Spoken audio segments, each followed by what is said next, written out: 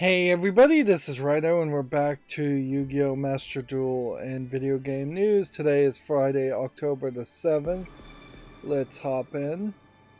Today's probably going to be a little bit more of a laid-back experience, although it is going to be kind of a weird combination also between being my general laid-back feelings at the moment or malaise or attitude, and the fact that I've moved over to Firefox for the threat of Chrome actually blocking uBlock Origin.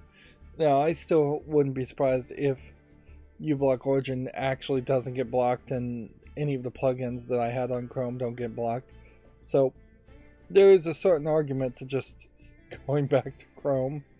But the transition really wasn't that hard, and doing it early and seeing what it would be like to move everything over to Firefox as far as all of my macros and plugged in plugins, it really wasn't that big of a deal to transition it over. Took about an hour or two, a little bit of testing, a little bit of tweaking in my macros, but I did spend yesterday scheduling videos in Firefox instead of Chrome. The only problem that I really have is it doesn't seem like there's a way to just make tab groups without making tab containers, which are different because they seem to be more sandboxed things when you make a container, which would then require me to log in a second time in the container, which I could do certainly. And tabs in general are not small enough for my liking, but I think I can work around that. And then the Chrome Studio page seems to have some odd theming going on for it, where I would like it to be in a dark theme, and it's half in a dark theme, half in a light theme. So there's a new structure deck available according to the news, and there's a new selection pack coming on the 10th.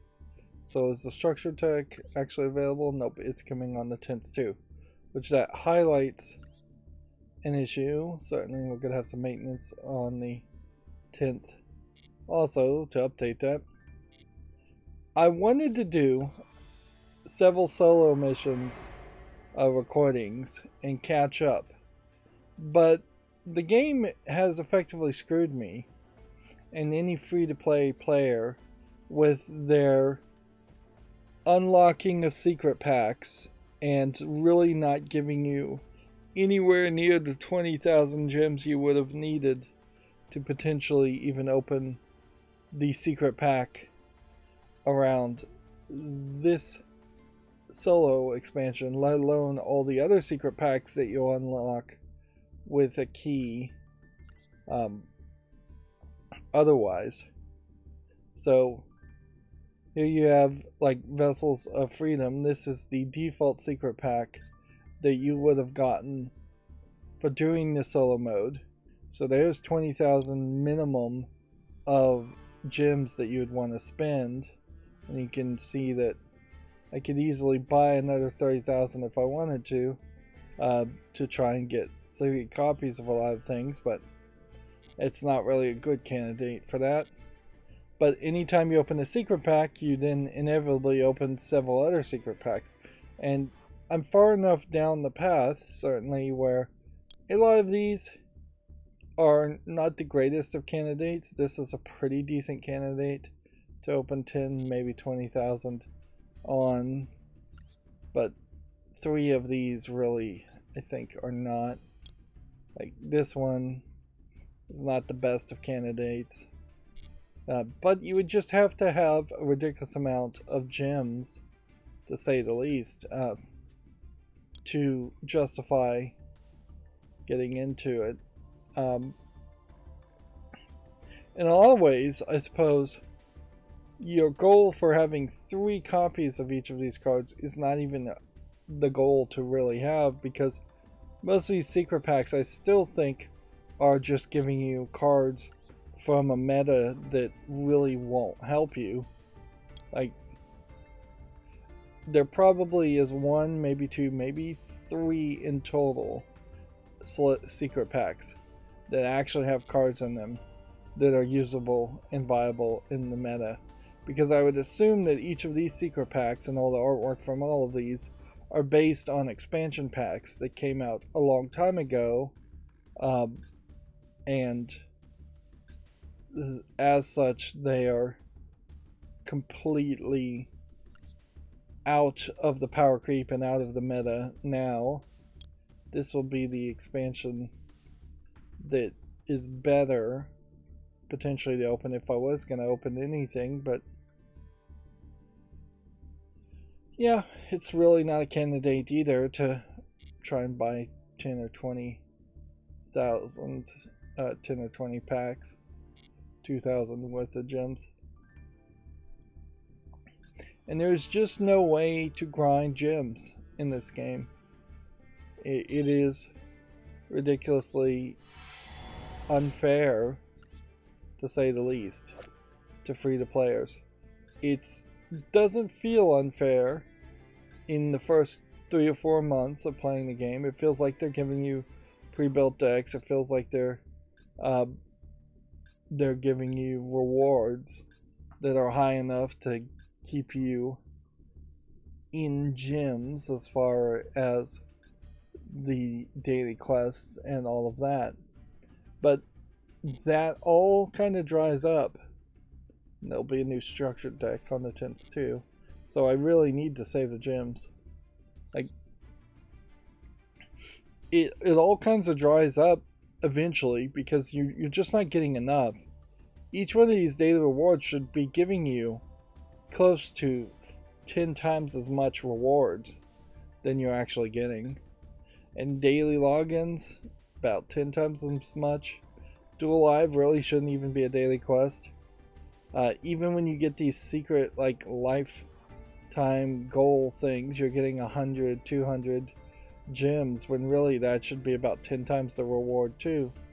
Or you just get rid of the premium crystal concept completely, which is a little basic, and you just start giving random packs at times. Being more direct about it would actually even convince more people to spend money, because if I got a random pack that then unlocked a secret pack at that point, you would have more opportunities to tempt a player into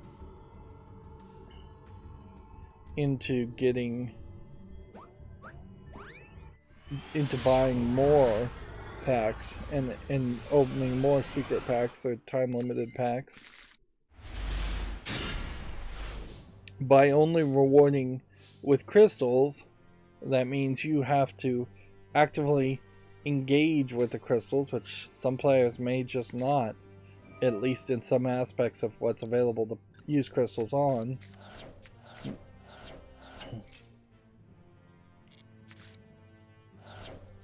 Right.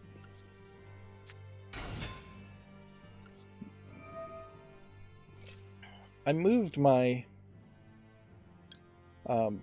mouse and keyboard receiver up higher, but honestly, I think what I want to do is that I've been using these Logitech mouse and keyboards for a long time. The Logitech software kind of sucks. I think I want to jump over to a Microsoft wireless mouse and keyboard, since Microsoft makes the hardware. Anyways, that's not to assume, that is an assumption certainly, though, that there isn't a driver that may suck even more on Microsoft side. But yeah, I think it's time for a change at this point.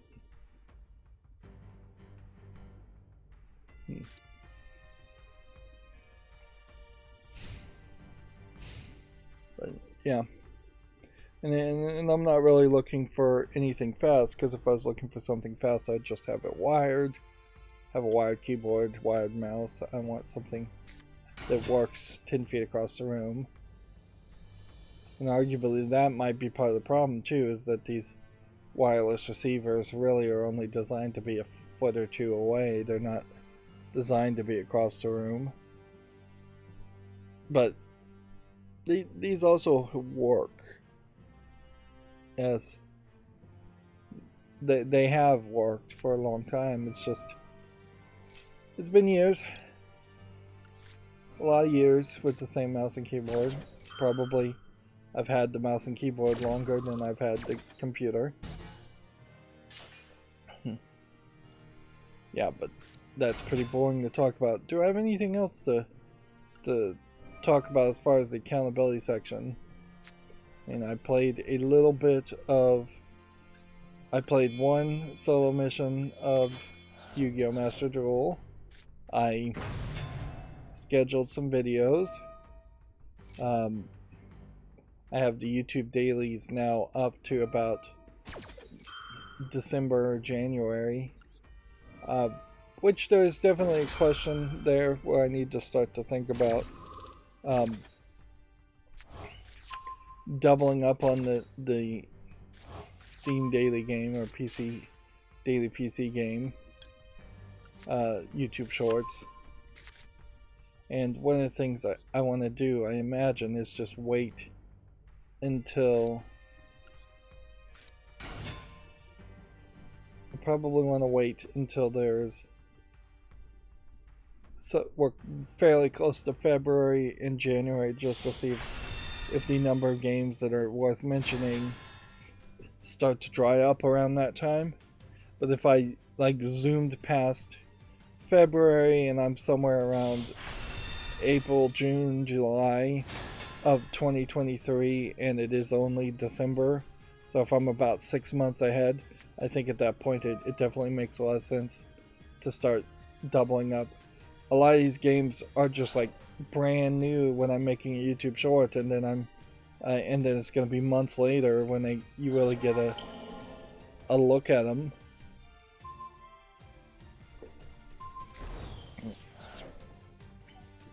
And certainly if that was the only thing I was doing on my YouTube channel, then I would probably put out a lot more shorts and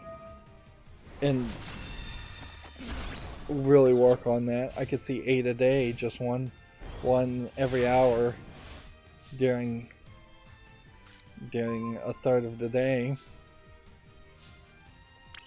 I also was looking towards the idea of using Stable Diffusion to make a logo, a new logo, and just a whole new art package, as it were.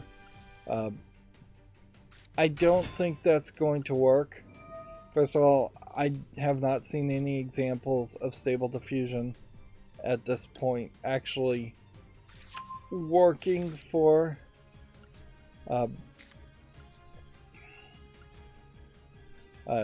logos so much as I've seen them work for more static portrait images of animals, landscapes, objects, things like that. It seems like it is more trained up into that idea. Well, we're in the gold, but we really should be in platinum. Like, this really is the point where some of these gold reward boxes should be full packs, and it shouldn't just be double the legacy packs.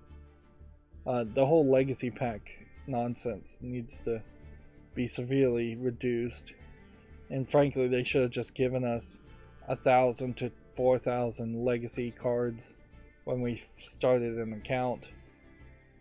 There definitely is room for some major disappointment at the 1 year anniversary point, 6 month anniversary point of Yu-Gi-Oh! Master Duel, where I would hope that there would be a lot of rewards there. But I would have suspected that if they were going to reward the players, they would have done it already and been more consistent and more generous. in general. Speaking of a generous free-to-play game, Destiny Child has their Guilty Gear collaboration, I believe starting in 6 days, which is weird that they're doing a collaboration in the first place, since honestly I don't like any of the fact that they've collaborated at all. And it's kind of weird that it's a Guilty Gear collaboration, in part because I don't think it is in any way really a collaboration, because I don't think Guilty Gear is doing anything with Destiny Child. Like, I seriously doubt any of the Destiny Child lewd anime waifu characters are going to show up in Guilty Gear. Let's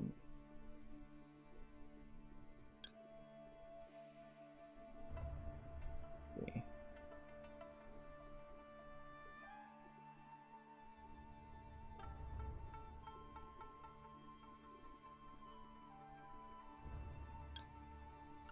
I think if I activate this, this should work. But it's odd that the chain is here. It should be over there.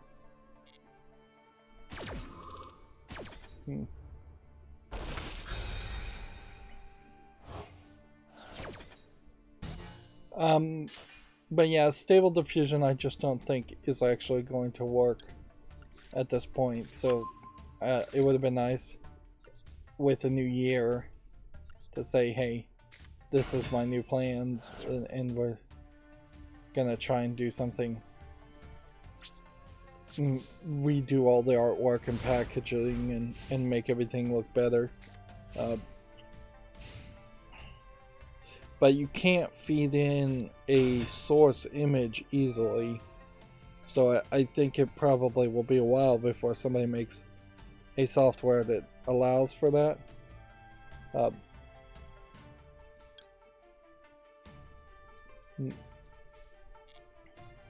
Because that's really what I would need, is I would need there to be a source image that I could create or plug in, like my current logo, into Stabilized Diffusion, and then, or Stable Diffusion I think is what it's really called, then have that be the source engine that they, source image that they make variants based on for every game and every text prompt. Also, I would say that the text problem is a big deal. If you give any text at all to it, it will just randomize the letters in different fonts. So there's no flip or trigger in it to tell it to say, hey, no, actually I want it to say Rydo or YDO in this font as the part of the logo. So even if you did get an interesting background image, which would probably just be like a background image that is too complicated for a YouTube thumbnail, you still would have to have an artist go in there and touch it up and put in text and reuse it. Like, ideally, you can have a specific set of keywords that made a art style, and in that art style,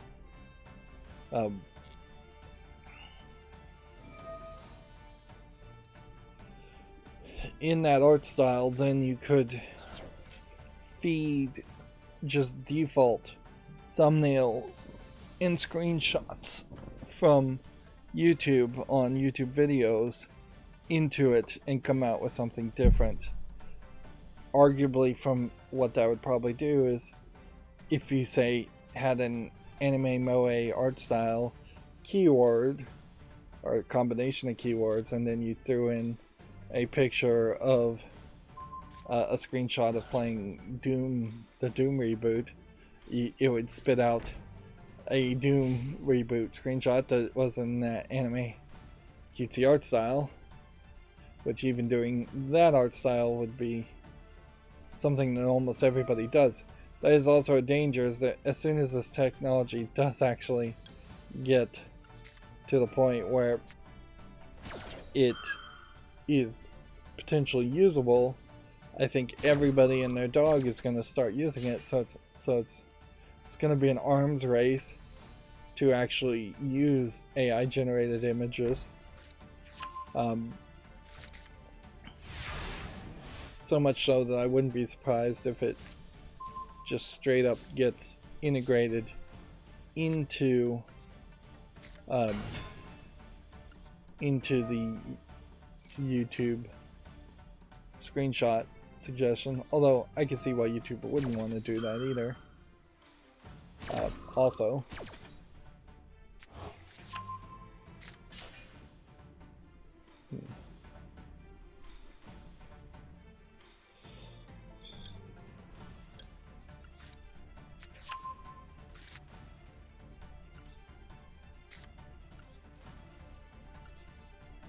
take that.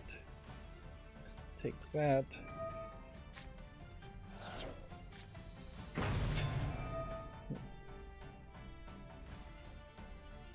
Return that to the deck. Go ahead. Do that.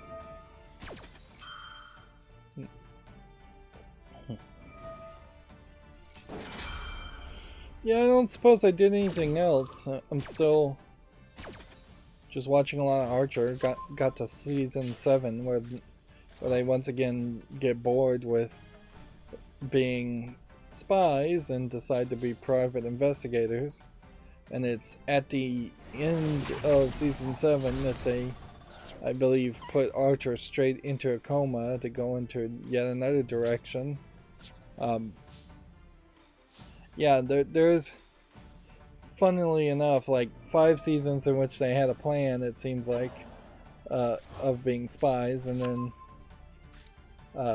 then there's probably 2, 3, or more seasons of them not really having a plan, just wanting to do something else or some other kind of parody.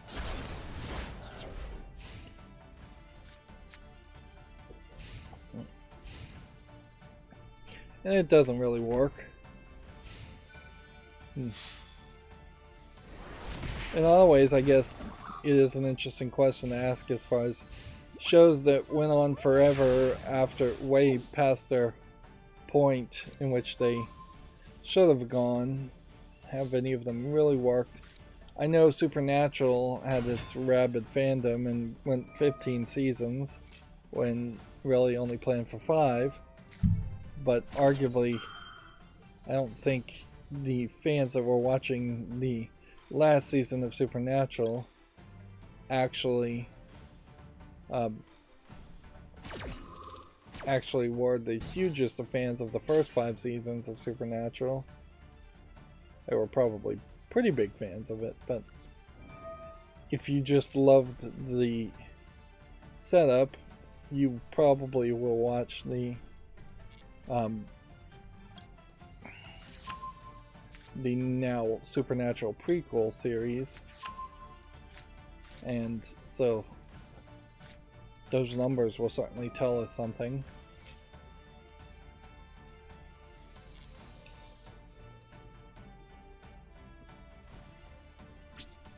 Yeah, I think I'm doomed here. Yeah, we'll definitely see if that Supernatural Winchester's TV show that I think is airing sometime next week or this weekend, see how well that airs and goes.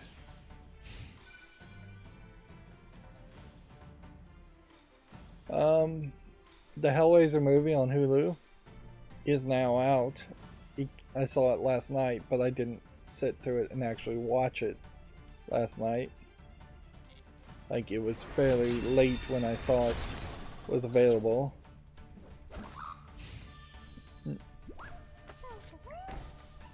I'm watching the animated show Little Demon, and it's a Wiccan mother and her Antichrist daughter, and it's going fine. It's kind of an animated comedy show. There's possibly a lot of room for improvement in the long run as to what it's going to be, but I'm not 100% sure what it wants to be in the long run or not. The thing about it is I think it would be very weird to go 4 or 5 seasons where it's still the same old happening. Hijinks of the week. I guess there really should just be a playbook at this point where somebody goes through all the hijinks and weird things that would have happened on a show like Happy Days or Family Matters, or just take your pick of any of those old shows that had ridiculously large amounts of episodes and just figure out what can you really do. Three's Company's, I assume, another great example.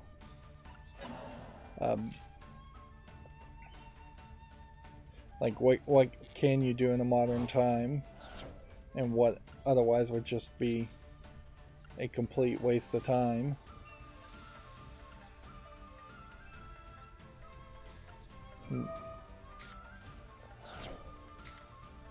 Because the general premise of Little Demon as an animated show is really not any different than Simpsons or Family Guy or Archer.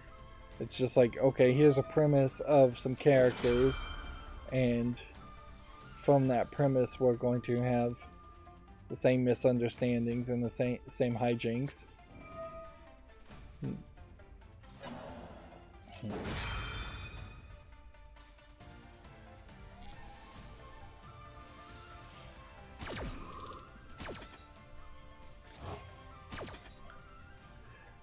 We need to go through the news fairly quickly, so as far as the web peak, now that it's looking at Firefox instead of Chrome, there really shouldn't be any visual difference at all. That was the plan. Maybe I could tweak some things slightly better in Firefox or slightly differently, but overall, same old, still a screen at the top, the news scroll at the top. As far as changing the layout without having new art, I don't know if there's really anything I would want to change.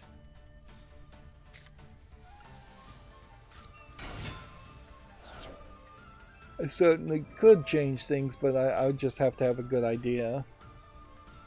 And I just don't think I have a good idea.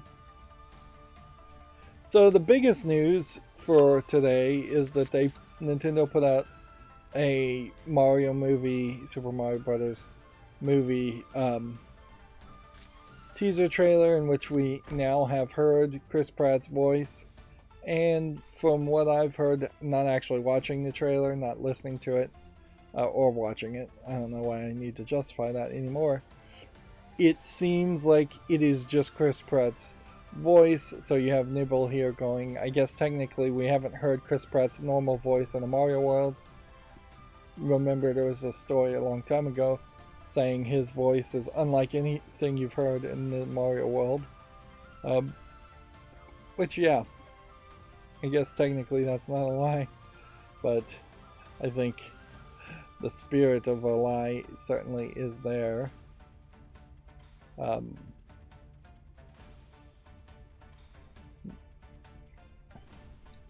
Yeah, so it is not being by any means well received as a Mario-like experience that you would expect.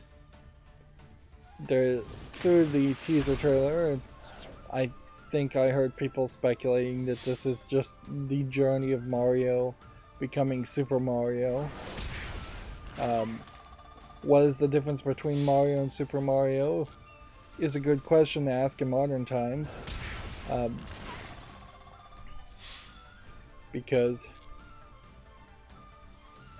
the only Mario that existed really before Super Mario Brothers was Jumpman and Donkey Kong. so not even a Mario.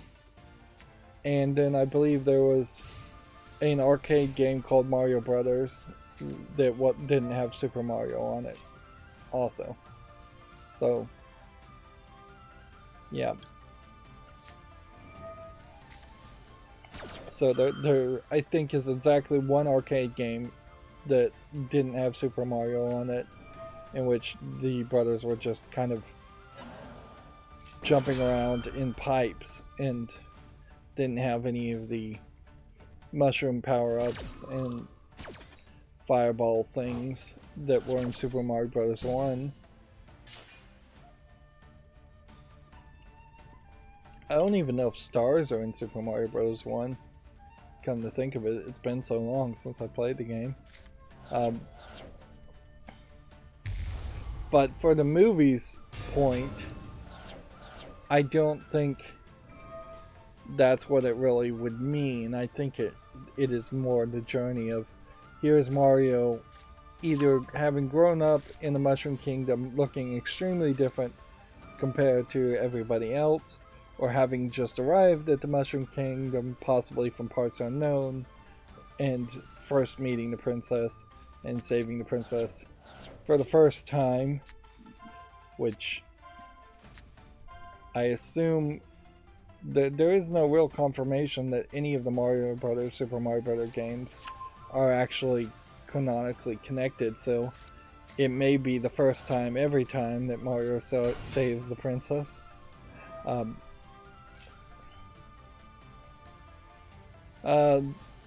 Speaking of movies that probably have some trouble, the Five Nights at Freddy's movie gets its third director. Which, yeah. If a movie is being handed off from director to director, that I would assume indicates that there's not a lot of passion amongst directors to be the director for that project, which I can certainly get. Like, I would have no idea what to do with a Five Nights at Freddy's movie other than to try and just get it out extremely quick, which they've already failed at doing that, and try and make it something that kids wouldn't be absolutely terrified by, because you know the kids are going to want to be able to go and watch it or sneak into it. And the idea of sneaking into movies these days may be too antiquated a concept. But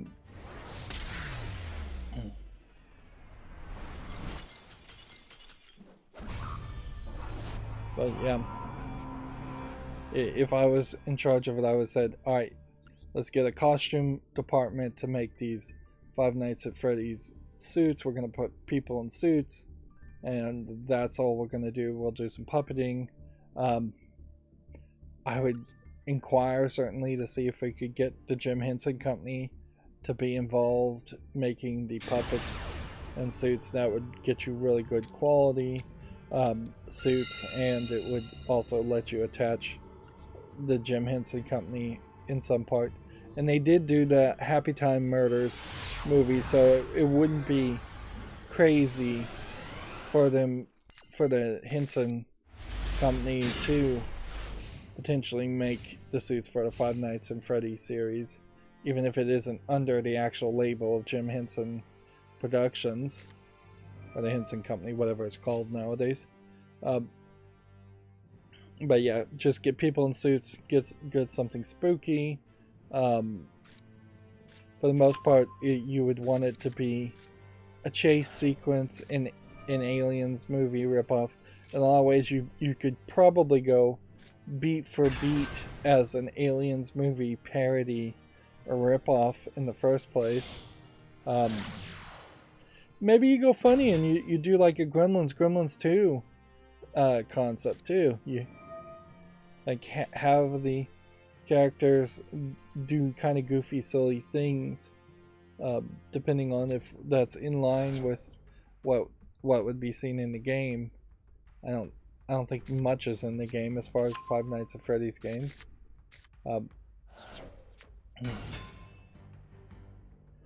you definitely would have to establish a character. They would have to have some kind of established mental condition where they think that they're just hallucinating.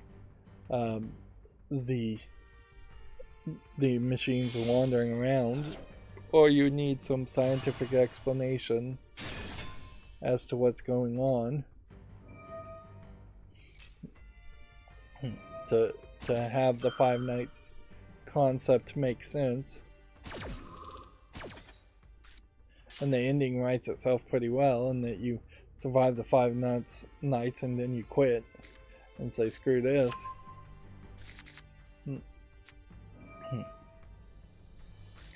Moving on, we're going to probably jump around because I ran my macro a couple times.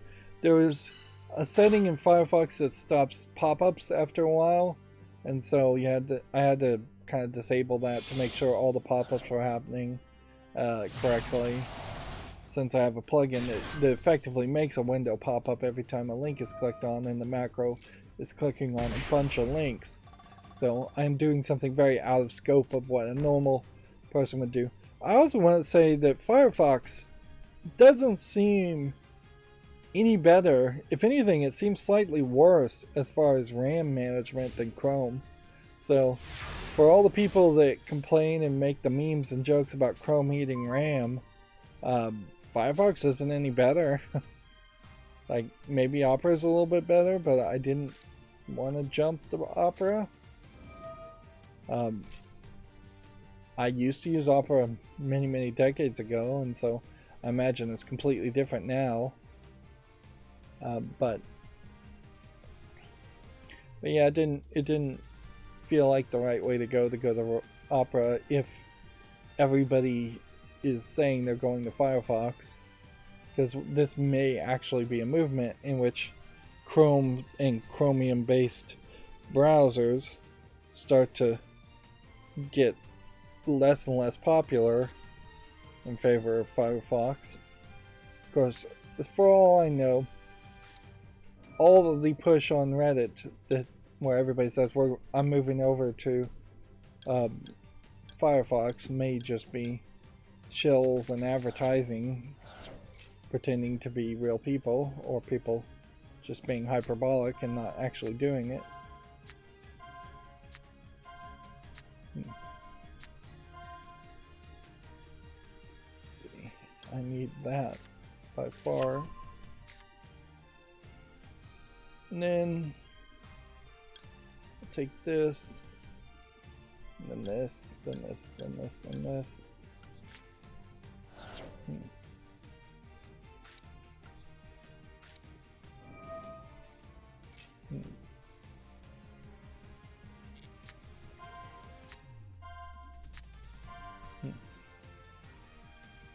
We'll take that. So we can now summon this. Activate this.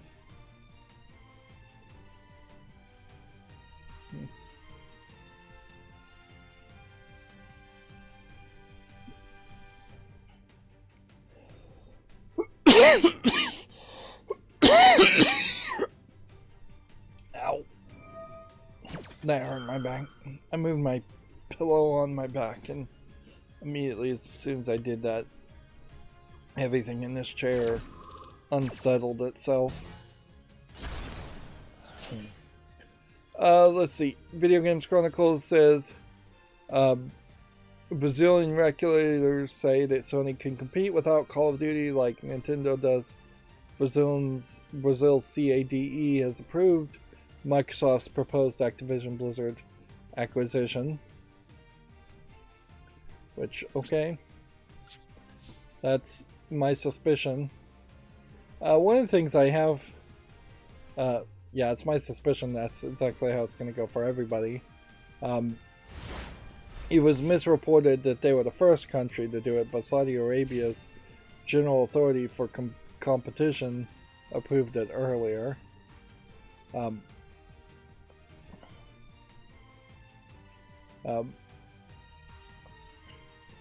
Because I've lowered the user interface size and scaled it down. I can't actually read what's in the URL bar at the top, but that's fine.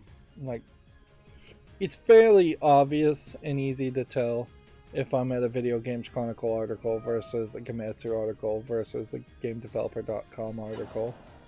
And the thumbnail favorite icon still tells me fairly easily. Modern Warfare 2 launches a trailer.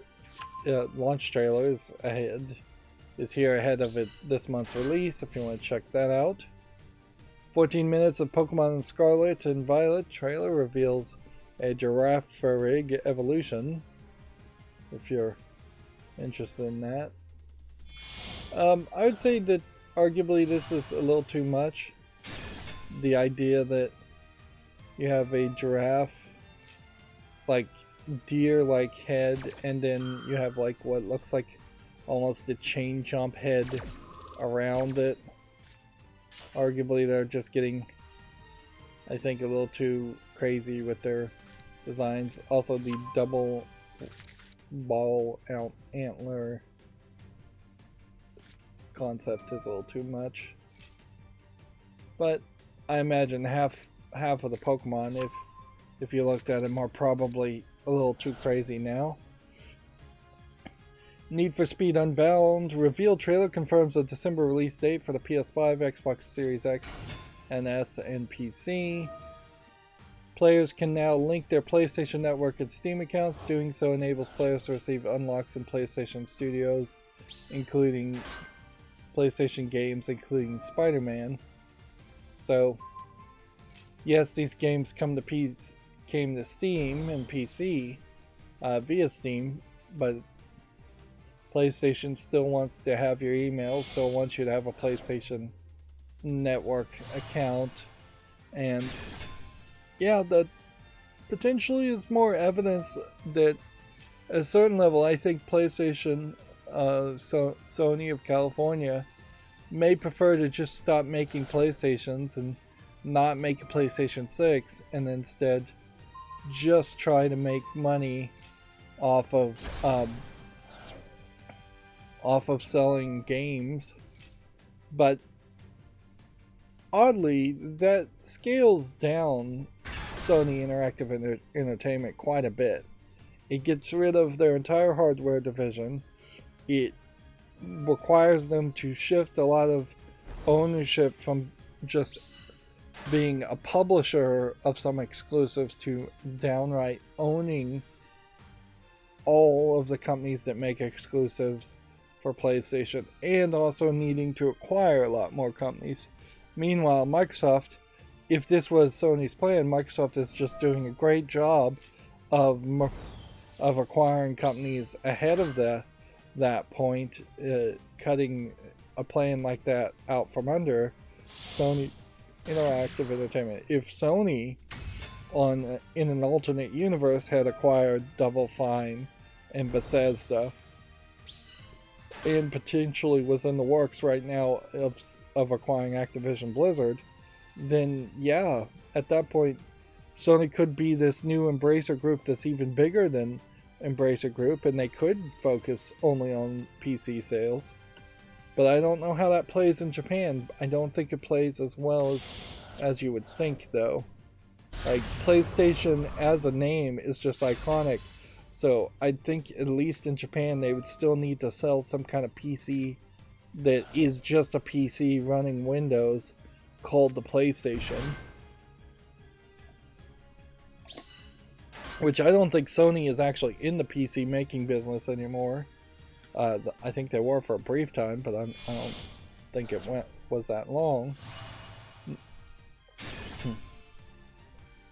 Moving on, Epic Game Store has revealed its next free title. ToeJam and Earl Back in the Groove will replace Rising Hell and Slain Back from Hell. ToeJam and Earl Back in the Groove, I think, is a relatively new ToeJam and Earl game after a extremely long amount of time in which ToeJam and Earl games did not exist. Arguably, though, the actual gameplay mechanics of ToeJam and Earl um, I don't think really work great in modern times. Um, Ubisoft announces a global creative office. The company seeks to increase the autonomy of individual Ubisoft's teams. I don't know how you can straight face make an argument to say we're making a new office that almost certainly would have authority over all the other offices as far as creative decisions, and yet that's going to add autonomy to individual teams. The exact quote here is, the overall goal is to boost creativity, ensure the highest level of quality in the execution and delivery of Ubisoft's game. Ubisoft is seeking to move away from a centralized organization to better support key segments of the portfolio strategy. It added building the group on a group's vision. Each poll will leverage its expertise to dive into specifics of its audience, game design, and tech. Now, arguably, how they're going about it sounds weird and probably a little shady, to say the least. I don't know if that's the right phrase to use, but it's not the wrong sentiment. It's definitely been long said or rumored that Ubisoft definitely is a design from top down, design from committee website more or company more than it should be, and that's why you see a lot of push for multiplayer and everything. All the Assassin's Creed games feeling fairly similar in a lot of aspects. A lot of microtransactions and DLC, when microtransactions and DLC are pushed. Arguably the push in Assassin's Creed Origins to turn it into an RPG game and try and turn the Assassin's Creed series into more of a live service game. Those are all things that I don't think the original creator for Assassin's Creed, who isn't even at Ubisoft anymore, really would have wanted or really would have pushed for.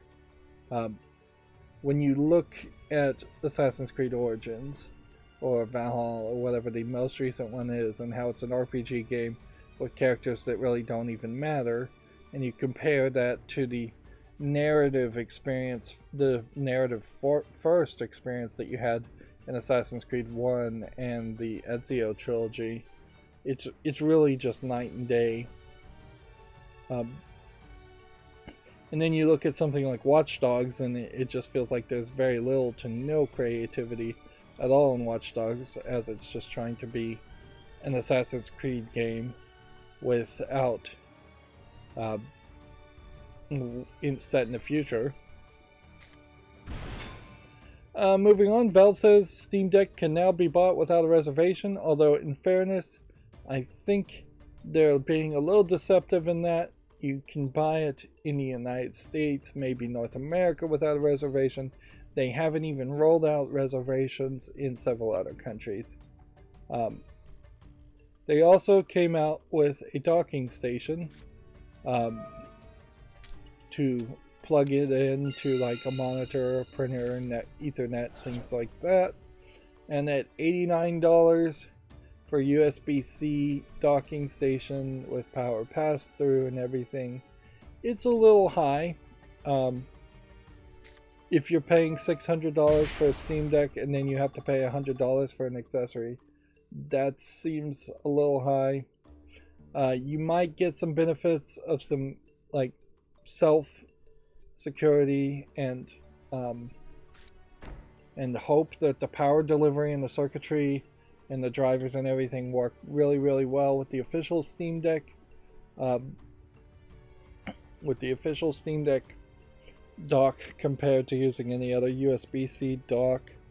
But in a lot of scenarios, I think you're better off just having a standard USB-C dock, particularly if you already have one available to you. Because normally I would imagine you're paying $49 for a USB-C dock, depending on what things you really need to plug in. Overall, it's not doing anything special other than getting the camera, the plastic molding to tilt the Steam Deck at the appropriate angle. And you still have this weird setup where you're plugging in the USB-C on the bottom and the top of the Steam Deck, which seems weird. Like that whole design of having a USB-C connector on the bottom and the top is great. It's great on the Steam Deck. It's stupid on the dock. Like, you shouldn't have to even have a suggestion that you need to plug it into both ends.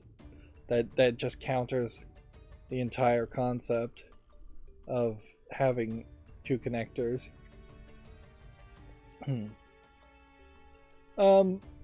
Here's Video Game Chronicles article to the Mario trailer, which on that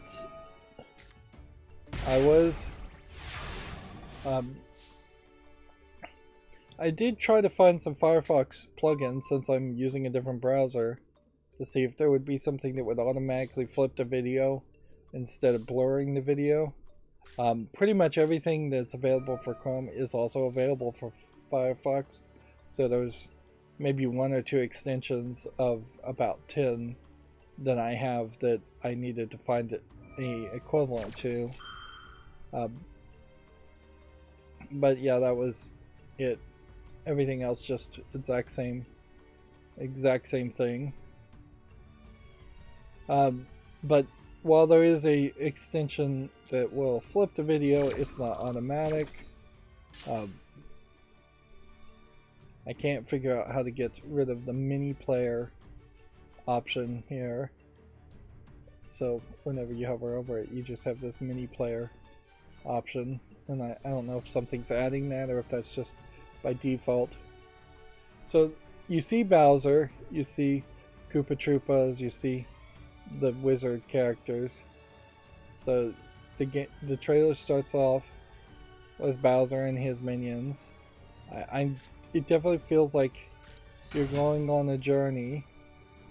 Bowser in the trailer just spoke, and then for some reason there seems to be an odd emphasis on penguins fighting Bowser's team as kind of a joke, and Bowser's just standing there taking it because the snowballs aren't really hurting him.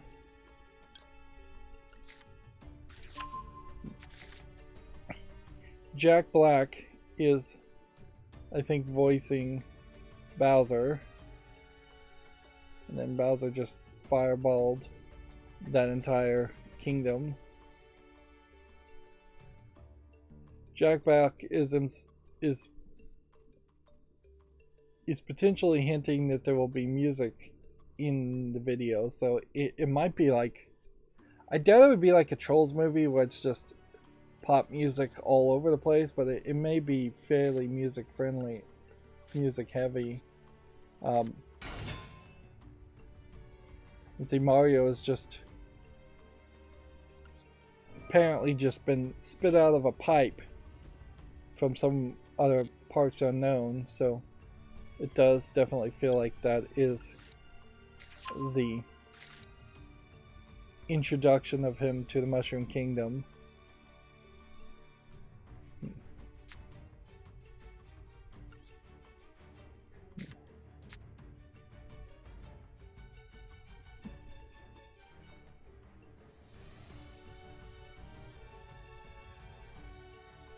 Let's see.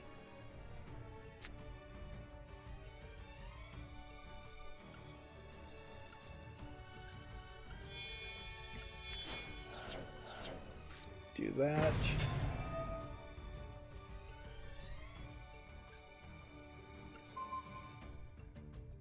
Turn that to the deck and get rid of that.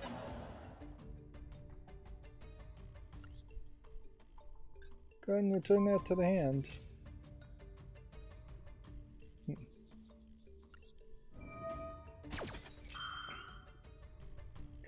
So yeah, that was most of the trailer, even though I zoomed off of it a little bit. Like, I'm still not hearing the audio there. In fact, I would have to make a special effort to change things as to how my audio is set up if I did want to actually listen to the audio videos.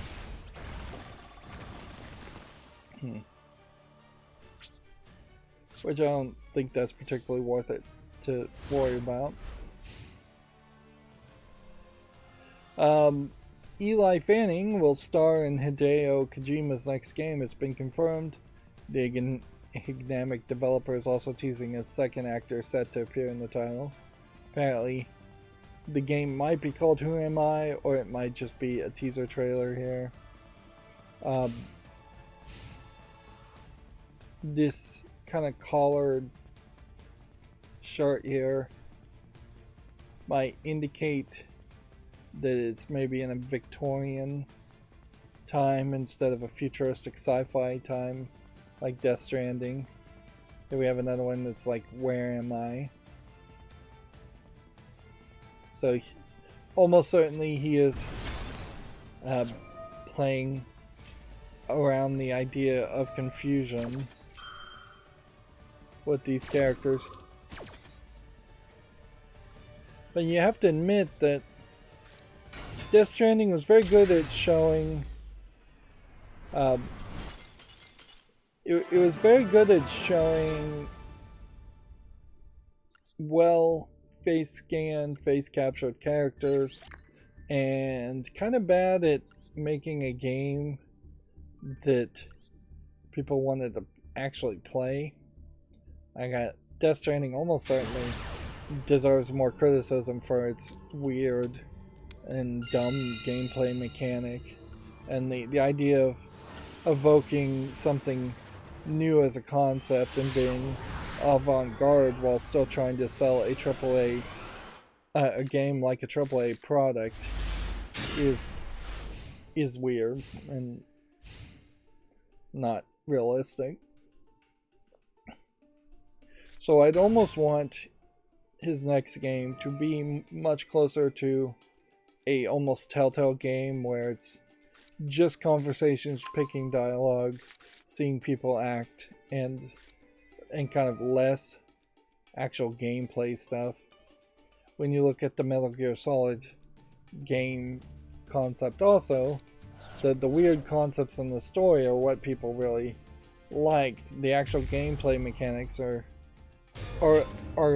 not that great as far as stealth, and the Metal Gear series has had a lot of gimmicks in it. I mean, it does kind of feel like he is very much the gimmick game play mechanic creator. He's almost the equivalent of some of those famous movie makers that would throw fake skeletons in the audience while you're watching a horror movie, or spray blood on you. What was that thing? The vibrating seat they called the tingler or tickler or something.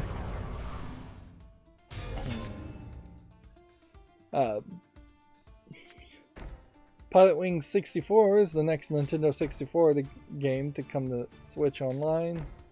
Now, arguably, I don't think this is actually an image from Pilot Wings 64. If it is, this is some kind of pre-rendered image of the characters that you don't actually get to use or see in the actual game, because that is oddly too rounded for a game. It isn't really a lot of polygons, but it is very rounded.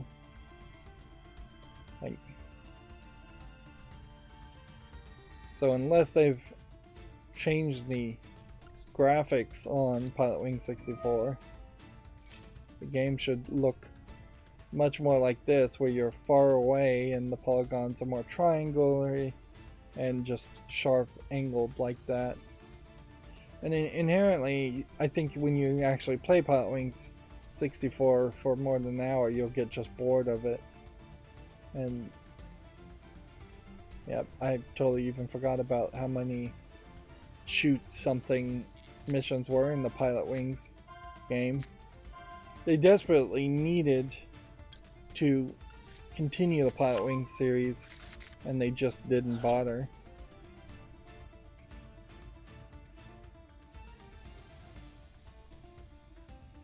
So yeah, I have no idea where this art came from, but there's, to my knowledge, not been any other Pilot Wings game after 64. Was there some kind of Wii U Pilot Wings game? I don't remember, maybe, but I would think that would have gotten an extra push or been ported over to the Switch if that was the case. Moving on, EA's new PC app is out now, officially replacing Origin soon. The new client has left open beta and supports merged friend lists across Steam, Xbox, and PlayStation, which might be an actual argument to use this app if you're playing EA games fairly heavily. But I imagine still it would be a case where nobody wants an extra launcher.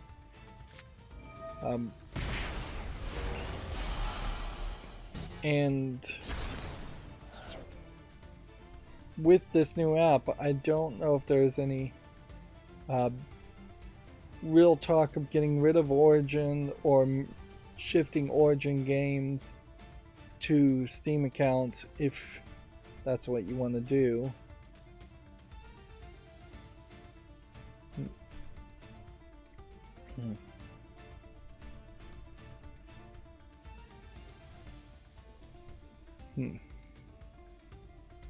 Yeah, I don't think you would just make an app just to transfer over things to Steam and then never use it again. I think they want you to stay in the app and come back to the app. Let's see. A Japanese Pokemon Scarlet and Violet trailer seemingly removes 5 unannounced Pokemon. Also seems to show a newer version of the game. Here we have that Pokemon that's basically a motorcycle that apparently can also fly. Which, yeah. I can't help but think that Japanese kids and kids around the world are gonna grow up with this desire to drive motorcycles, which is a pretty dangerous hobby. In part, no fault of motorcycles themselves, just car people driving and hitting motorcycles because they don't see them. They don't consciously see them.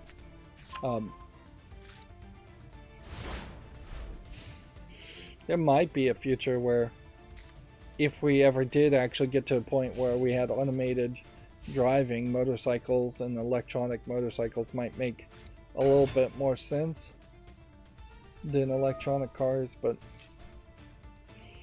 I don't know if I really believe that there would have to be a future where all cars are electronic, or all cars anywhere near a motorcycle have to be electronic. So like the entire right lane of every street being electronic cars only. And that really wouldn't work. It would free up more space on the highway if you're running into traffic jams a lot, but it doesn't solve the problem of what you have to do when it rains, or when you have unexpected guests and want to carpool, or when you have a lot of luggage you need to move. Like, all those problems are pretty big problems in big areas like the United States. In Japan, having a little moped, Vespa, or motorcycle is much more doable, I imagine. Moving on, Rivals has asked for feedback on Xbox Activision deal in a leaked EU questionnaire. The EU is gathering competitors' opinions on the proposed acquisition, which is not a terrible thought. Certainly, they call them rivals. It probably is more accurate to call them competitors or competition. Just because you're competing with somebody doesn't inherently mean you're a rival, and actively trying to sink this Activision Blizzard deal. Nintendo is a competitor to Xbox, and they don't seem to care. But yeah, I can't blame EU for putting out a questionnaire and asking the rest of the people in the same industry's opinion.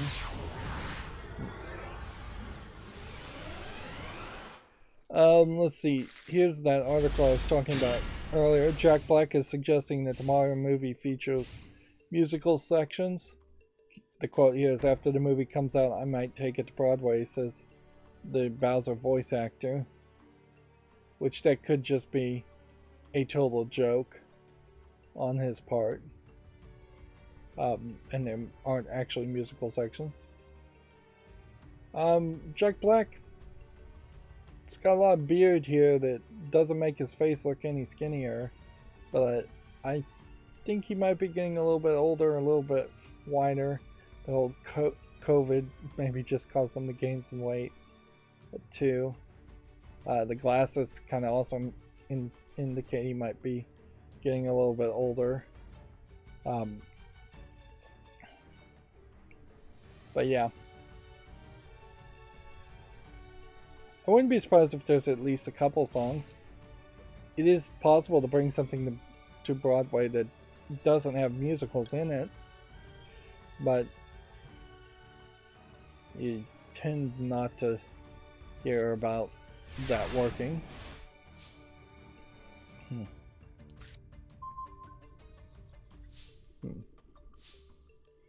Well, I guess that's an interesting question. Can you have a play on Broadway that is not a musical? I think you can, but I'm not so informed on the topic that I know for certain.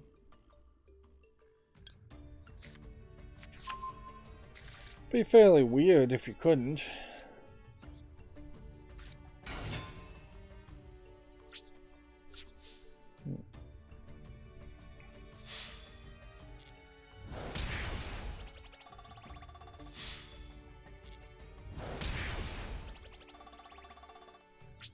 I suppose on a certain level, as I'm just kind of rambling here, there is a lot of weirdness in how many things get turned into musicals when musicals are not really necessary, or adding music isn't really necessary. Let's see. Square Enix warns hackers are trying to access Final Fantasy XIV player details. The company says it may have to initiate a password reset for all Square Enix accounts, which that sounds bad, certainly. That definitely sounds bad.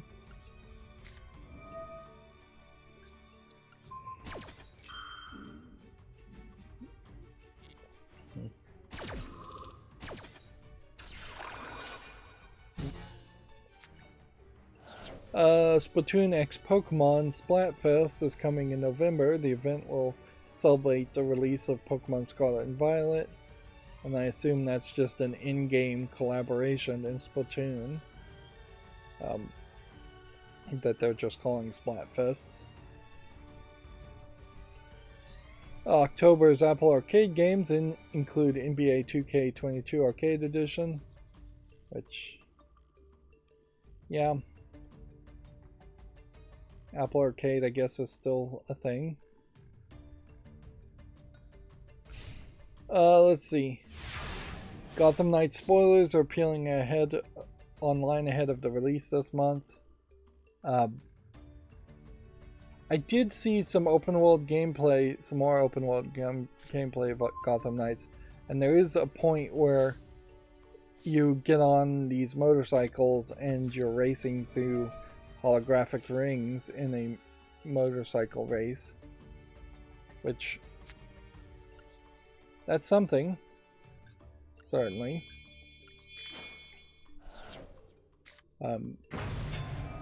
But I still have yet to see any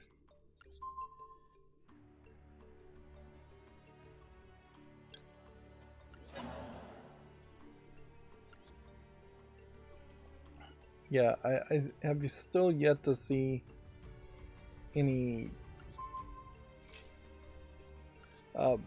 Riddler trophies in the game. The game's executive producer has commented on the leak, which was probably to say that the game's executive producer is probably complaining about it. They also said that actually this the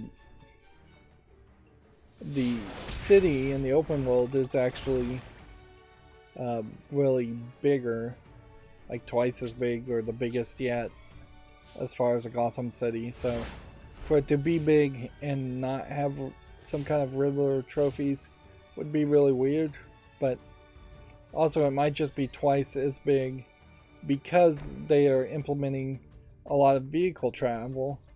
In a lot of ways, Gotham Knights feels like it is trying to sneak in a second attempt at having good vehicle travel, for considering how badly vehicle travel went in the last Arkham game. And by scaling down to motorcycles instead of a big robotic bat car or bat tank like device, that may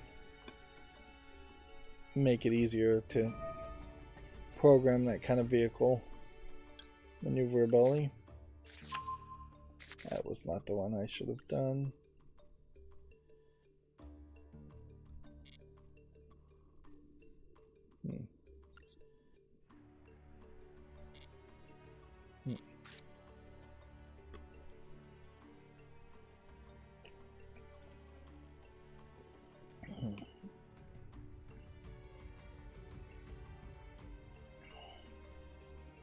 Well, actually, in all fairness, this is a Gamatsu article, and until you scroll down, it's fairly easy to not tell the difference.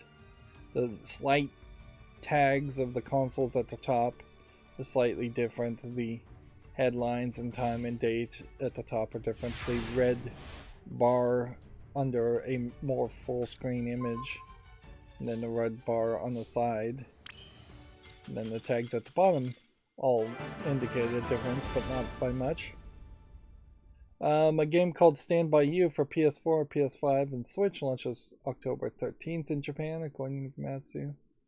Let's see, do we really have time to watch any of this? Yeah, the real question is, like, I rolled back a lot of my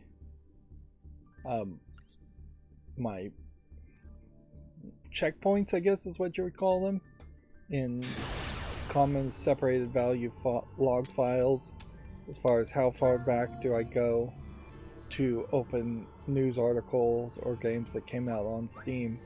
So while I can fairly easily identify duplicate articles from Gamatsu and GameDeveloper.com and all of that, and Video Games Chronicle, double checking or looking at games that came out on Steam might be a nightmare, or having 10 follow list cleanup things.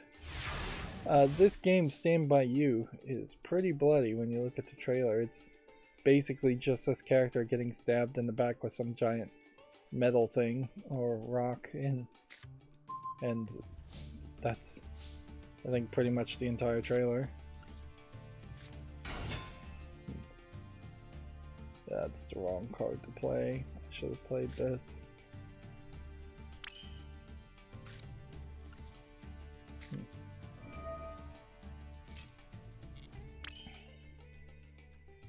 Yeah, there was no value in playing that. I could have played this. I could have then summoned this. Then I could have attacked. Let's see. Dragon Quest Treasures details gangs, bases, facilities, the snarl, and rivals. Check all that out if you're interested. I don't think I'm interested in Dragon Quest Treasures. The Crimson Flower That Divides Lunar Coupling for Switch launches February 23rd. The PC version due out in 2023. This looks to me like I would assume that it's a visual novel.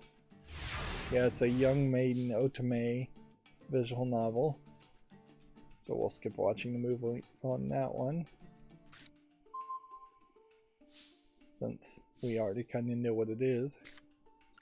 Let's try this again. Activate this.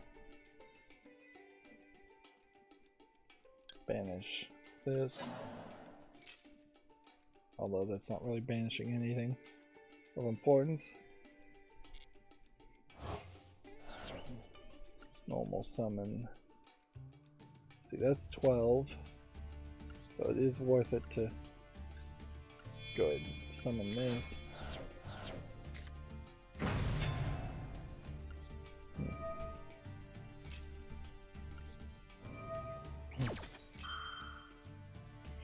I still very much wish that there was a checkbox you could do that would just say always activate this effect. There's never going to be a situation where you don't want to activate that effect.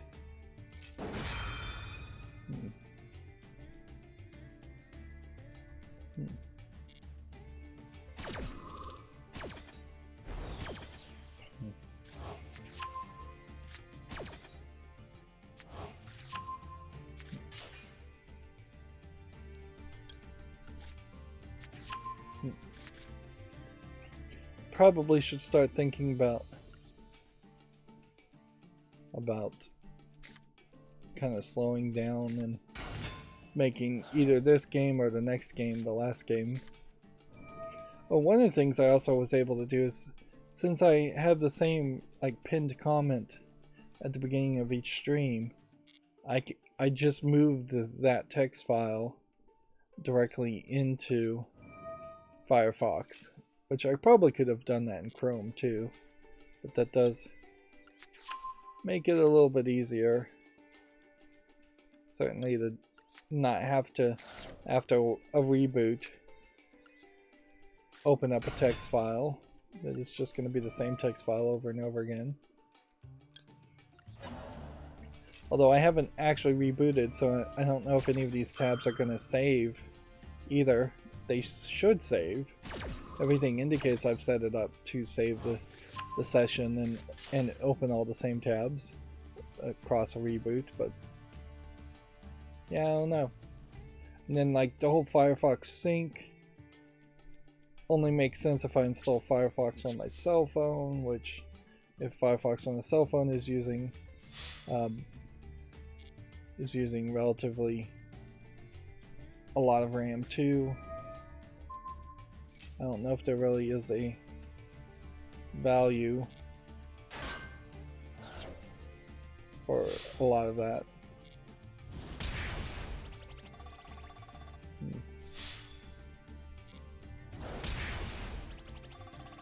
Let's go ahead and activate this.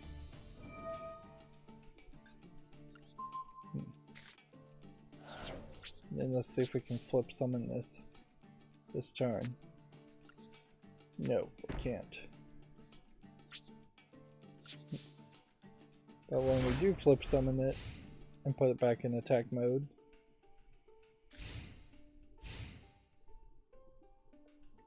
it should be back to 2700 attack.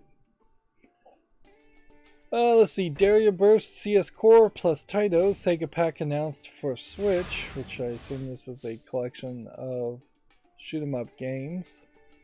We'll leave it at that. Star Ocean The Divine Force Mission Report number 5, the final report video is available if you want to check that out. Bandai Namco Entertainment Europe has acquired a majority stake in Limbic Entertainment. I do recognize Limbic Entertainment just vaguely as a title. So yeah, that's now back to 2,700.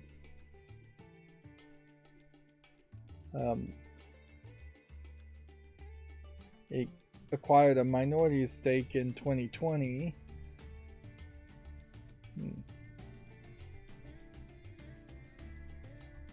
The question, I guess, really is, what did Limbic Entertainment ever make?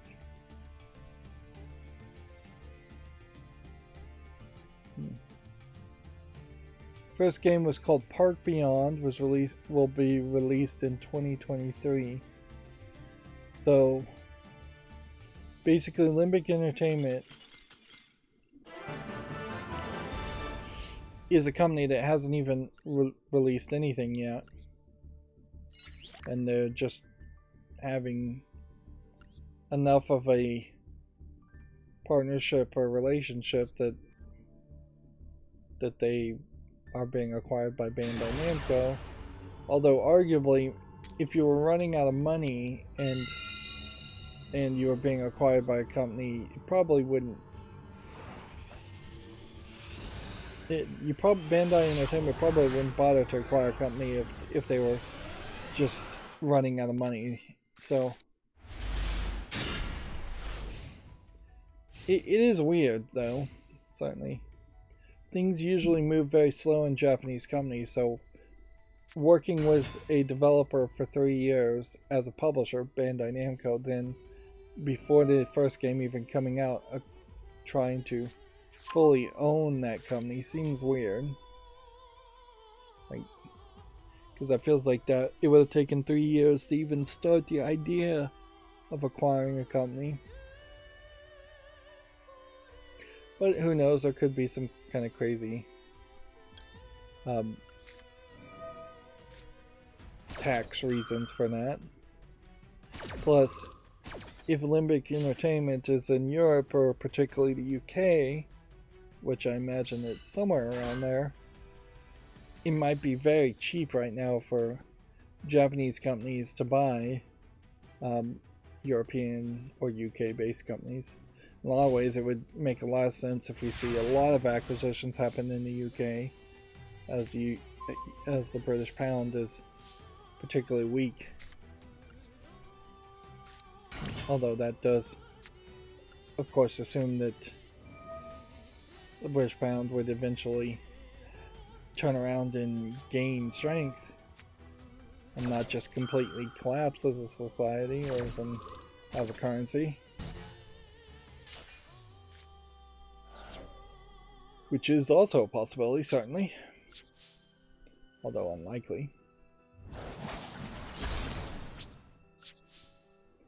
Moving on, a game called Terror of Hemasaurus launches October 17th for PC, December 5th for PS5 and 4, December 6th for Switch, and December 7th for Xbox Series X and Xbox One. Which that seems like a very odd way to release your game. And then when you actually look at the game, it kind of just looks like it's a clone of that building beat 'em up game. That there really should be a lot more clones of that type of game. But of the ones I've tried to even keep eyes out for, they've never been received particularly well. And even here, the pixely art style of the people may be too much of a turnoff for me.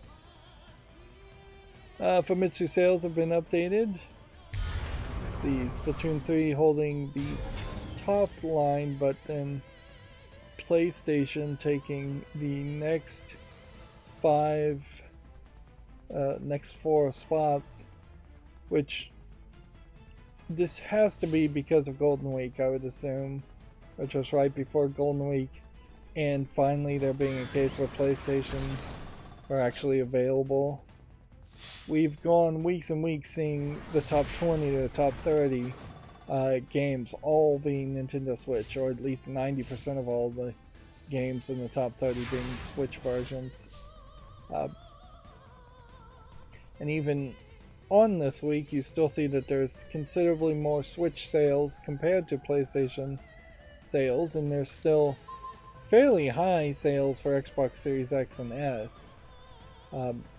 If you add these two numbers together, you're getting close to PS5 versions. If you add the digital edition of PS5, you get further away again, but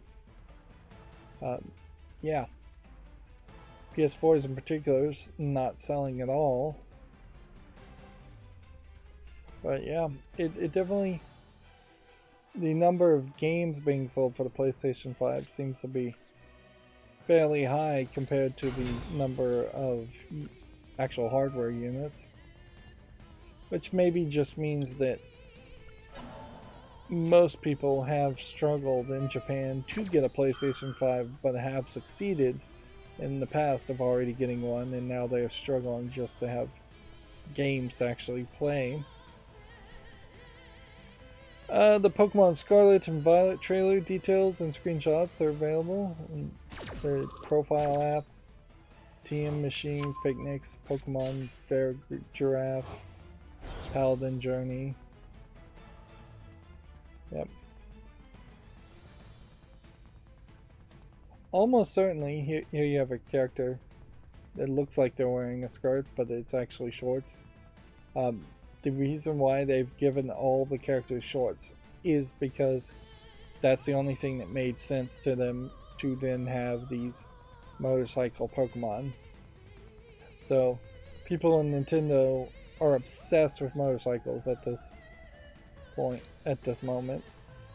We saw a motorcycle in Breath of the Wild, which over this weekend I really need to get back to doing my guest Wi-Fi programming. If I could get that done this weekend, that would be great. But then I also need to play Breath of the Wild. Still need to schedule a few videos, but other than that, I really don't have to do too much. Having just played Zero Time Dilemma, it's a great time to contrast that game by playing Sexy Brutale, which is kind of the same concept, done in a very different way. So yeah, that will be the next game I should play, but there's really no reason for me to immediately jump into it. Having only one video schedule, I'm up to December, so I've got plenty of time to play games and schedule video games.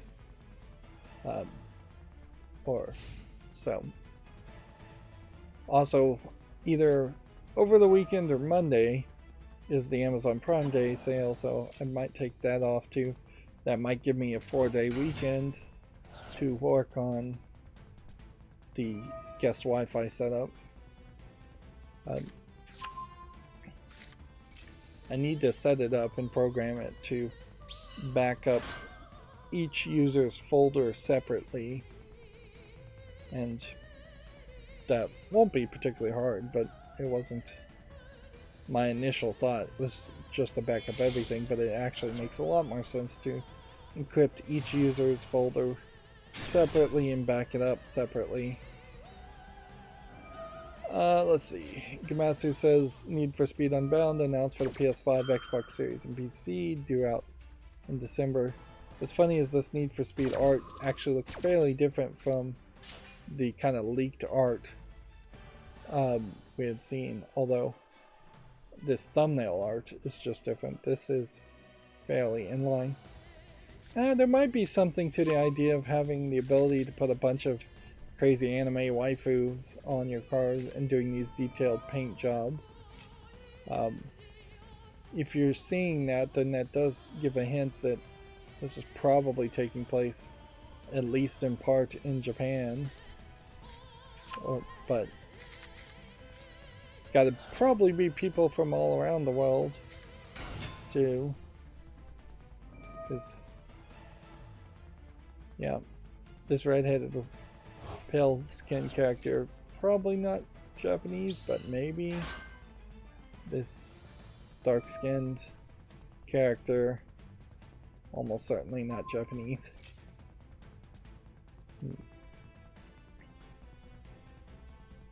Oh man, these tabs just like to scroll around, don't they? One Piece Odyssey has an Alabaster trailer if you want to check that out. I'll leave it at that. I could point out anime boobs being in every screenshot they pick, but like I don't even think this character is going to be a main focus here for this. I think this new exclusive character to the game is going to be the main focus. Alright, let's see. We have a lot of games that have come out on Steam or games that will be redundant. These LOL surprise toys I think may still be popular enough to justify having a video game around it, so that should get a follow. Now here's the problem though, is if I start to have a lot of things on the follow list, those tabs aren't going to squish down. I imagine it might very well be just a setting. There have been 3 or 4 times where I've had to just type in Firefox, how do you change the setting, and each time it has just been go into the about.config and change the configuration value, and the about.config in Firefox is much nicer than Chrome's. So we'll just burn through these new games that really don't need that much commentary. All of the settings are the same, so I still should be looking at adult games when they do come out.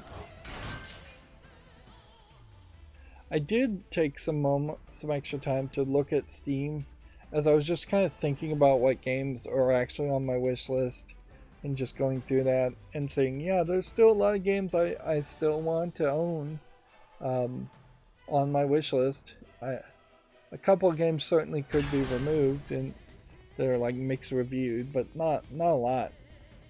So the wish list is fairly stable, and I was looking at what it was just on sale right now, even though nothing really is on sale right now.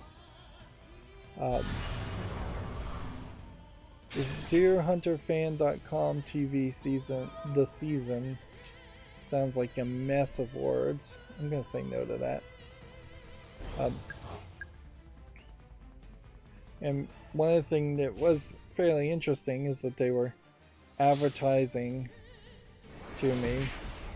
Meanwhile, I'm not paying any attention to this, and this guy's just taking his sweet time to build up enough forces to defeat me.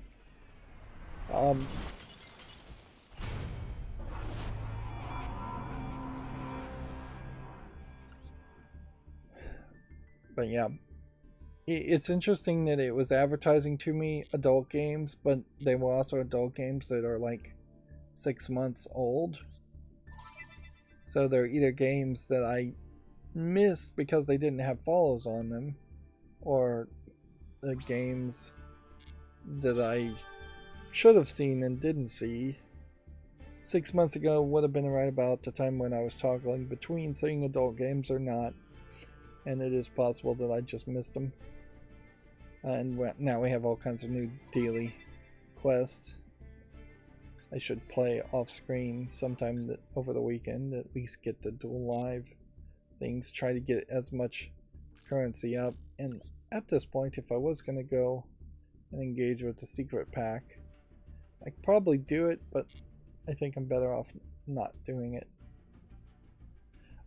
One thing that is fairly interesting is that when I was looking at everything I have, just come down here and include forbidden cards and then sort by number owned.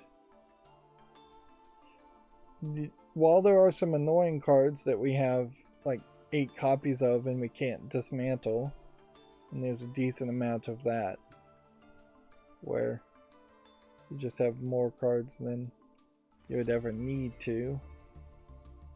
but having at least one copy of cards, I'm not doing bad at all as far as just being a collector and saying, hey, let's own at least one copy of this card. We're getting very close to the 2/3 mark, if not past the 2/3 mark, as far as just having one. But then you look at things like Judge Man here, which almost certainly I should already have a copy of. And if I spent any extra time, I would like grab all the traps that are normals and craft them with some extra normal crafting, and grab all the traps and spells with rares and craft them. Obviously, you can't use the currency to craft normal cards to craft ultra rares or super rares, so I'd still have a fairly long list of super rares and ultra rares that I can't craft, but it wouldn't be as bad of an issue. Although, inherently, where the system falls apart is that if you... Is this an adult game? Yes, it is. If you start chasing after super rares and ultra rares, the only way you're going to get them is by opening packs, and in the process of opening packs, you are going to probably get those same normals and rares anyways. So this adult game, Tales from the Underrealm After Midnight, is a flat, I guess you'd call it an animation style. It's not anything inherently that I would say it's anime-esque, but there certainly are some more 70s and 80s animes that have these kind of character designs, and they're definitely not the moe style. These are tall, long characters trying to make them look as old as possible, and it's still doing the same thing where there's some hardcore nudity in it, but only in a couple screenshots, and because it's flat, they are just static images. It's not videos, or maybe the first video shows something, I'm not watching it. It's $10.79. It's English only, so it's still a Western game, in my opinion. It definitely would fall into that Western category, but it is not using the 3D models that are prevalent in Western games. Doesn't look terrible. It's LGBTQ+, seemingly focusing around a lesbian relationship. Yeah, I don't know if there's a single male character in the game. Yeah, well, there's one in the trailer at least. There's tentacles implied. A Western game with a different art style, though, is still better than just seeing the low effort 3D models of asset flips of 3D models. Like, every time I see the 3D model adult games, all I'm really thinking is these are the kind of things that you would see animated on some kind of sidebar advertisement on a porn site. Something that you would probably never click on and probably never pay for unless you're deep into a obsession with pornography or just a need for more variety in pornography. We have a hidden object games, which we haven't been seeing a lot of those. This game, Dangerous Fists, is not animated quite nice enough, unfortunately. It's a VR game, but you can see that they basically just tried to clip a 2D image into a 3D model. There is an adult fighting game that I've seen from some of my other sources, where it's kind of like this boxing game, but the anime girl is topless, and so she's trying to cover up her breast as you're also potentially punching her in the face, or punching her in the head, which is an interesting combination, certainly, of violence and sex. Just add some drugs and rock and roll, and you'll have it all. This game, Try Again, is a Zelda-like parody, contains boss fights against Satan on giant steps. It was made by the members of Lord Dollar to accompany their vinyl release. Contains music celebrities like Thundercat, Lewis Cole, Jacob Collier, Anderson .Paak, and a lot more. I'm gonna put this on the fall list, but not give it a short, because I think this is probably just a low effort RPG Maker game. But if what they're saying is actually true, there might be something interesting or unique about that. But yeah, I doubt that boxing game, which I don't even remember the name, is coming to Steam, but it's kind of hard to know what is coming to Steam, because one of the news stories that we haven't gotten to yet is that Chaos Head Noah is back on Steam, and I can only assume that is because this is an old game, so there might be some relevancy to it. So I'll make a YouTube short around this. Although I never remember if Ziggurat is actually the good porter of old games, or if they're the low effort porter of old games. And there's a lot of clones of this game certainly around that have been made.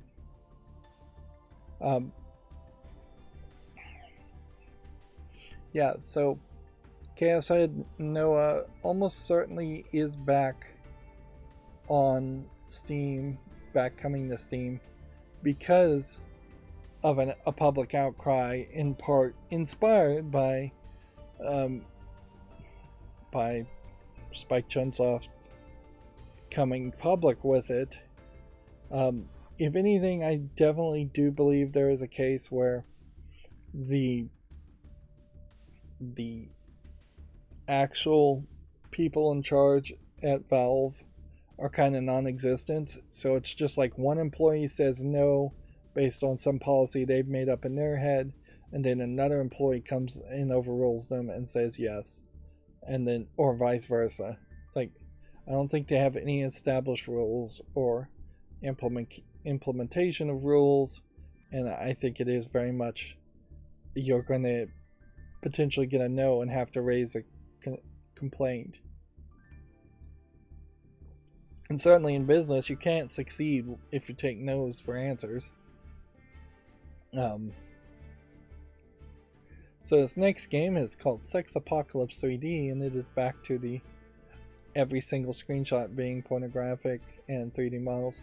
Although I will say, in this case, the 3D models actually look pretty good, but as I've scrolled down to the actual to more screenshots, it seems like the actual game here is just a flatter anime girl type image. So let's see. You're getting fairly good looking and nicely like lit, which usually you don't see any lighting at all around the sex scenes and the 3D models. But then the actual game is just like this completely different experience where it's almost certainly an asset flip first person zombie shooter type game. And noticeably, this character is in a skirt that you could arguably say is a school outfit, or at least a fetishized version of a school outfit. She, in this screenshot, has a backpack on. So if that is specifically the rule that keeps getting applied as to why things are not being allowed on Steam, then, well, this game says coming soon. Also, it's English and full audio, so maybe it really won't come soon. There is a disconnect certainly between the 3D model of the sex scenes though and the actual game, which I imagine they're gonna try and keep you in the bad part of the game for 2 hours so you can't get the refunds before they pay off with maybe 10 of the better animated, probably asset flipped CG sex scenes. Next we have Oxygen First Breath. I am definitely talking about the adult games more than I'm talking about most of these other games. I'll give this a follow in the short. Like, I don't want to get crazy and just be really picky about what gets a short. I want to be fairly crazy and wild on it. The right move definitely is to make a lot more shorts and just go crazy with shorts just in case shorts become a big thing. Now this is funny because this one's release date says it's canceled. So,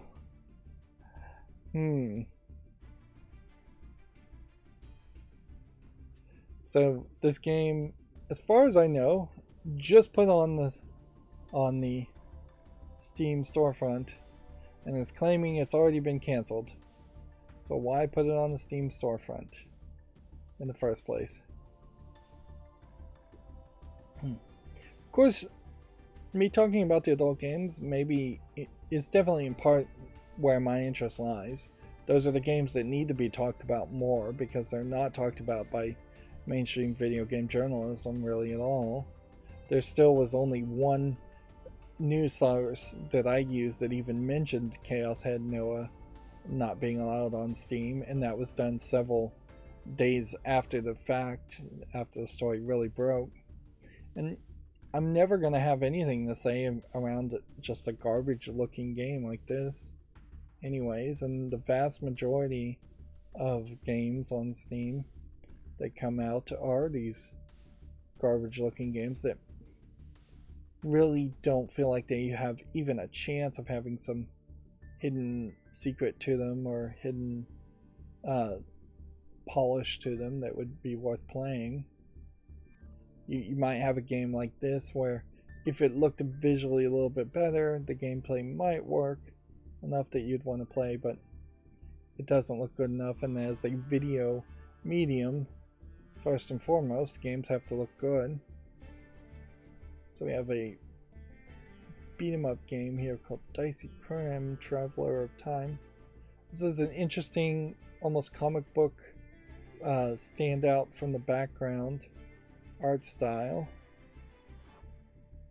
I don't recognize any of these characters, so I assume that they are new, and maybe this is supposed to be like a SpongeBob equivalent. But yeah, I'll give it a follow. And I guess I'll give it a short. Like, at this point, it is fairly obvious that even if something doesn't have a release date, I should consider giving it a short. But I think what's going to happen is I'm going to probably say if something has a release date, I'll wait until that release date to see if the game actually comes out. And then at that point, I'll give it a short. And so I may end up just having a whole bunch more tabs that stay open. Yeah, I don't know if this is a Firefox thing or what, but anytime there's a video now, there just seems to be this button to pop it out to a mini player. And that just wasn't there, and it doesn't make any sense if particularly this was all just YouTube videos, or if this is just something for all videos in Firefox. I really want it to go away. It's just in the way, and I never use it. This is a hidden object game, so still not gonna say yes to hidden object games. From Big Fish Games, 1259, still asking quite a bit for their hidden object games. But we did see 2 today, and it's been a while since we've even seen 1 per week. And we have a frustration platformer.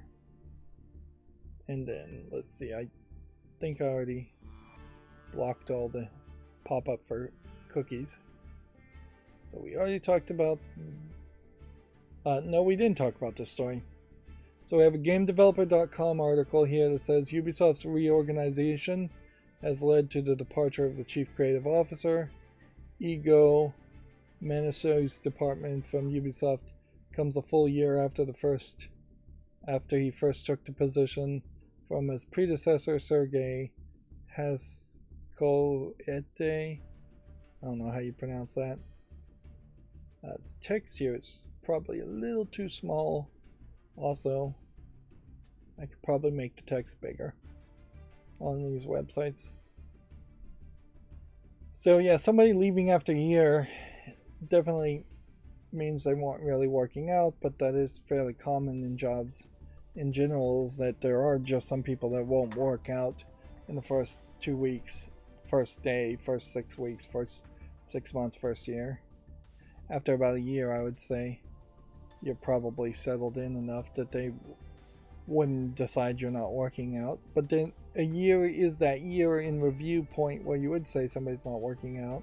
And then if you pass that year in review point after the first year, then you're probably golden until the next year.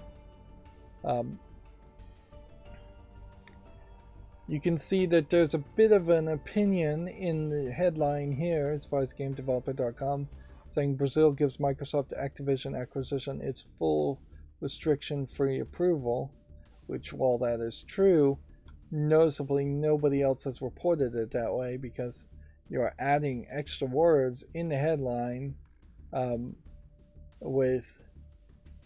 no reason.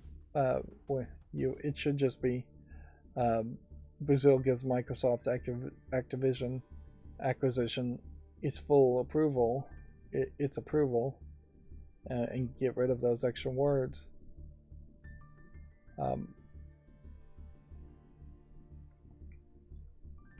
But yeah, that's the angle they want to take, because certainly GameDeveloper.com is mad at Activision, and they don't want to see Activision succeed by being acquired. And you can assume that they don't have any hope that if Microsoft does acquire Activision, that they would make it better for the actual employees and the unionization efforts at Activision, which I agree with, frankly. This acquisition almost certainly is going to slow down any process towards unionization, and very possibly is going to protect a lot of the management that should be fired. One can always hope that Microsoft would clean house after acquiring Activision, but I don't know if that really is going to happen. It would be funny if one of these countries did give a restriction that says you can't fire any employees for a certain number of years, and then all of a sudden managers that should be fired are contractually, legally were obligated to maintain their jobs. See, in the video here said 3 pieces of Steam Deck news, and I can't even remember what the third piece of news was. I think the third piece of news is pretty much that they are improving a bunch of bits of the software, which in general, yes, the Steam Deck software is getting improved fairly consistently. So yeah, but I don't know what features you'd even really add to the Steam Deck that would make it more appealing to people. It's already got pretty much everything you need.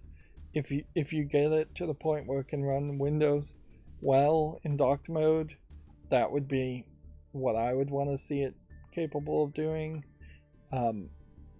If you had it better as a streaming device and more focused around streaming Netflix, and so if there was just like a Steam-based Netflix app, a Steam-based Amazon Prime Video, Hulu, those kinds of streaming services all came to Steam specifically to be on the Steam Deck, that would be great. if you had just kind of like basic note-taking calculator apps that were free and in the Steam Deck, designed for the Steam Deck, that would be great.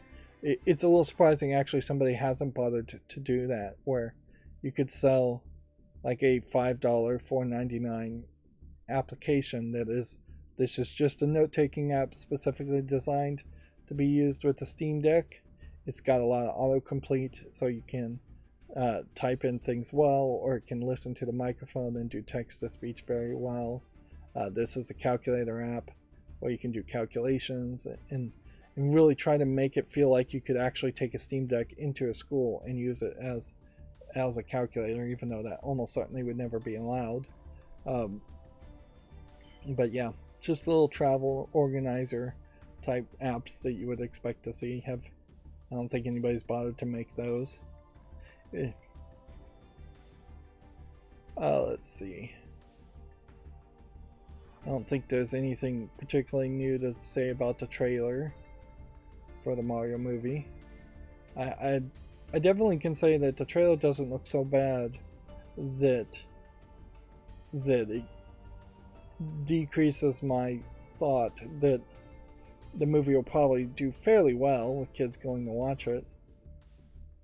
We already covered the story of EU regulators asking developers to weigh in on the Microsoft Activision Blizzard deal.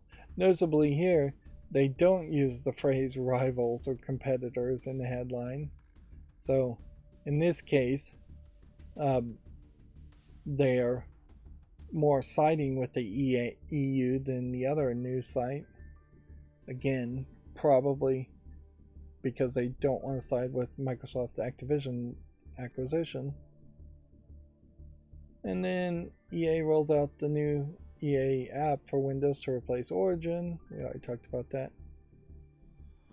The Hitman Sniper developer Square Enix Montreal has rebranded as Onoma, which that's a weird name. Onoma?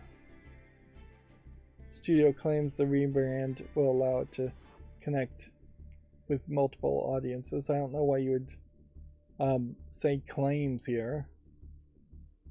I guess Square Enix Montreal needed to change their name to something because they are they are no longer owned by Square Enix. So I'd be much more interested in hearing what they actually were working on or now than hearing about a weird name change. Yeah, and I guess at a certain point, maybe you don't name your companies after other parent companies. Apparently, Valve's latest Steam Deck trailer briefly plugged a Nintendo Switch emulator. Which one is that? Here. Is that what this is?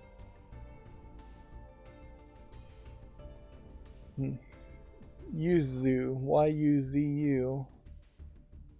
Oh yeah. Look at that. They're little Switch controllers and then Y-U-Z-U. Apparently they took down that trailer. Maybe.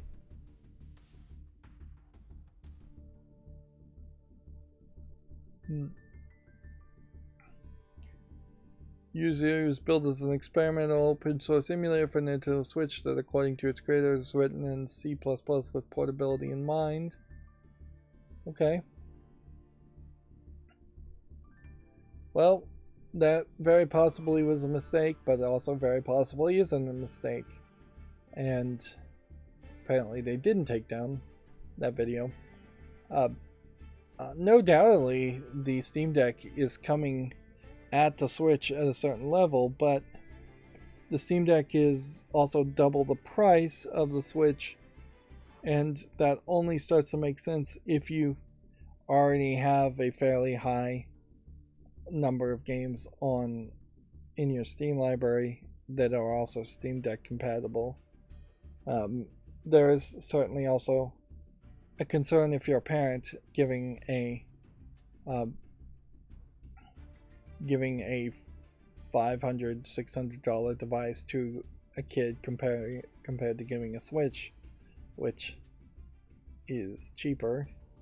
We already did the fall list cleanup on, I think, these. Is this a VR game? Yes, it is. We already looked at this as a VR app. Mystery Escape Adventure from February. I'm gonna give this some more time, but I think I'd probably say no to this game. It looks kind of pretty, but it is effectively just an escape the room experience. Let's see, Void of the Vault. Why is this still on the fall list?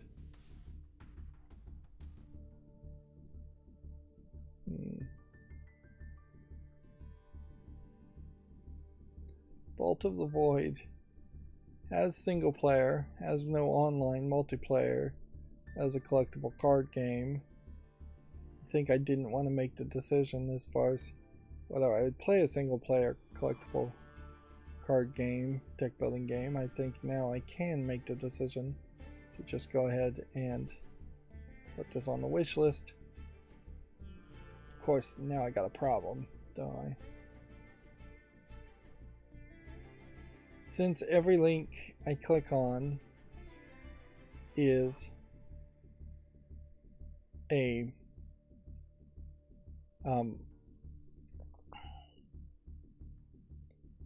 every link I click on opens a new window, and it's acting slightly differently. So I don't have a keyboard combination now. I was holding down Control before to add something to the wish list. So that's going to make fall list cleanups practically impossible. I'm going to have to find a keyboard combination to disable opening links in the new tab. Bar Exterminate here. It's from 2021. Is it VR? Yep.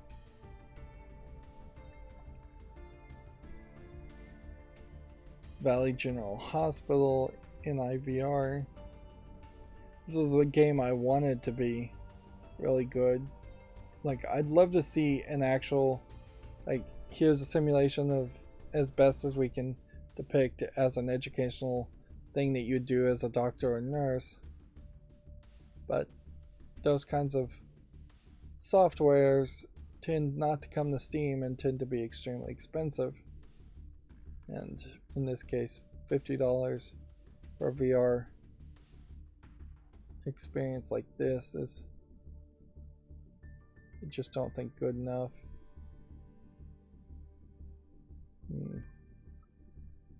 Yep, and it's VR, so I'm gonna say no to that.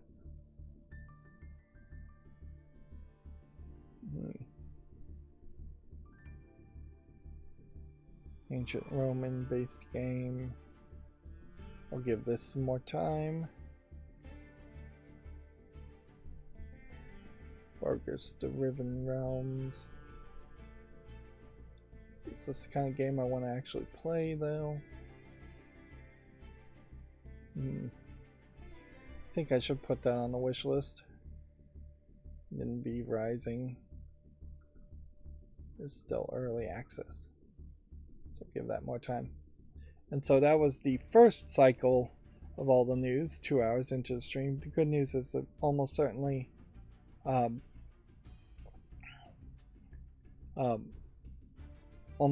though we'll not have a ton extra. Here we're back to GameDeveloper.com. Overwatch 2 locks out players with prepaid phone plans. And in an update, Blizzard has apologized for launch issues and dropped the phone number requirement for many players. Which very possibly means that if you had an account and you were it was a Smurf account in Overwatch 1, they may have just dropped the requirement for a phone on that account.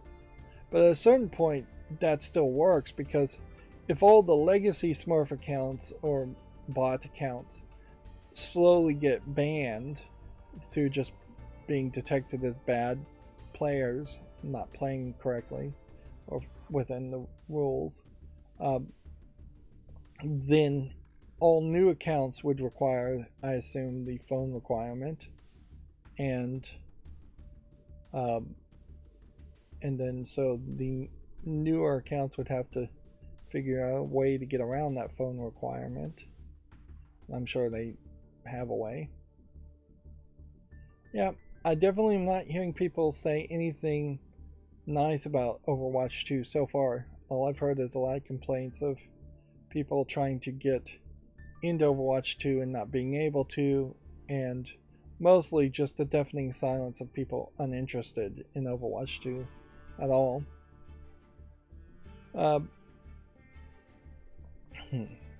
The $120 Far Cry 6 Game of the Year edition is out now and includes an upcoming expansion. The Lost Between Worlds expansion is coming soon. Which, okay. I guess that's technically news. I don't think anybody should spend $120 on a Far Cry 6 Game of the Year edition. That doesn't even seem like that's a limited edition. Come to think of it, that seems like that's just a standard Game of the Year edition, where most Game of the Year editions are $60 to include all the DLC, or less than $60 in the past. And that was all of the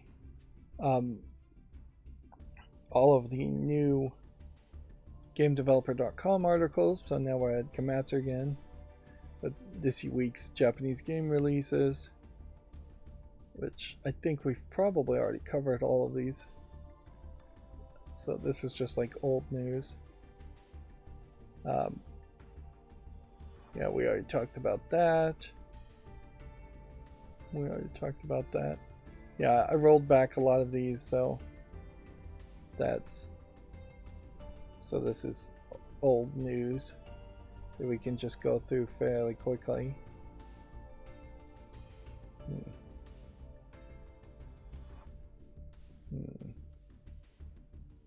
Yep, all of these are just older articles, and I don't think any of them are necessary to talk about the second time. Yeah, if I wasn't going through the process of going through everything and moving over to Firefox, this would have been a fairly slow Friday. Okay. So, we've got some more games that have come out on Steam. An adult game called Porn, BIGCH, Hardcore Hot Explicit Sex. And yeah, weirdly, it's actually a 3D model in an actual game of a tattooed mohawk red-haired woman. She's totally naked except for the tattoos on her, and she's just running around a pretty detailed environment. But also, weirdly, the sex scenes are also using this 3D model that you would expect from in a 3D adventure game. They're not using the more zoomed in, highly polished 3D models of characters.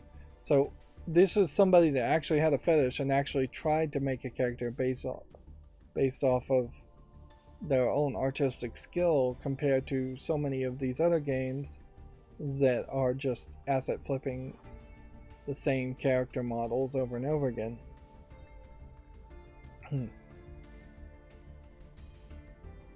It kind of feels like she's just moving around this Mayan forest, and there's just kind of orgies and sex happening all around her in the game. Well, weirdly, it doesn't look like a good game, but it definitely feels like they spent a lot more effort into the game. It's English, French, and Spanish full audio, which that might also explain the different style to it. Seems like every model of every character is naked in the game.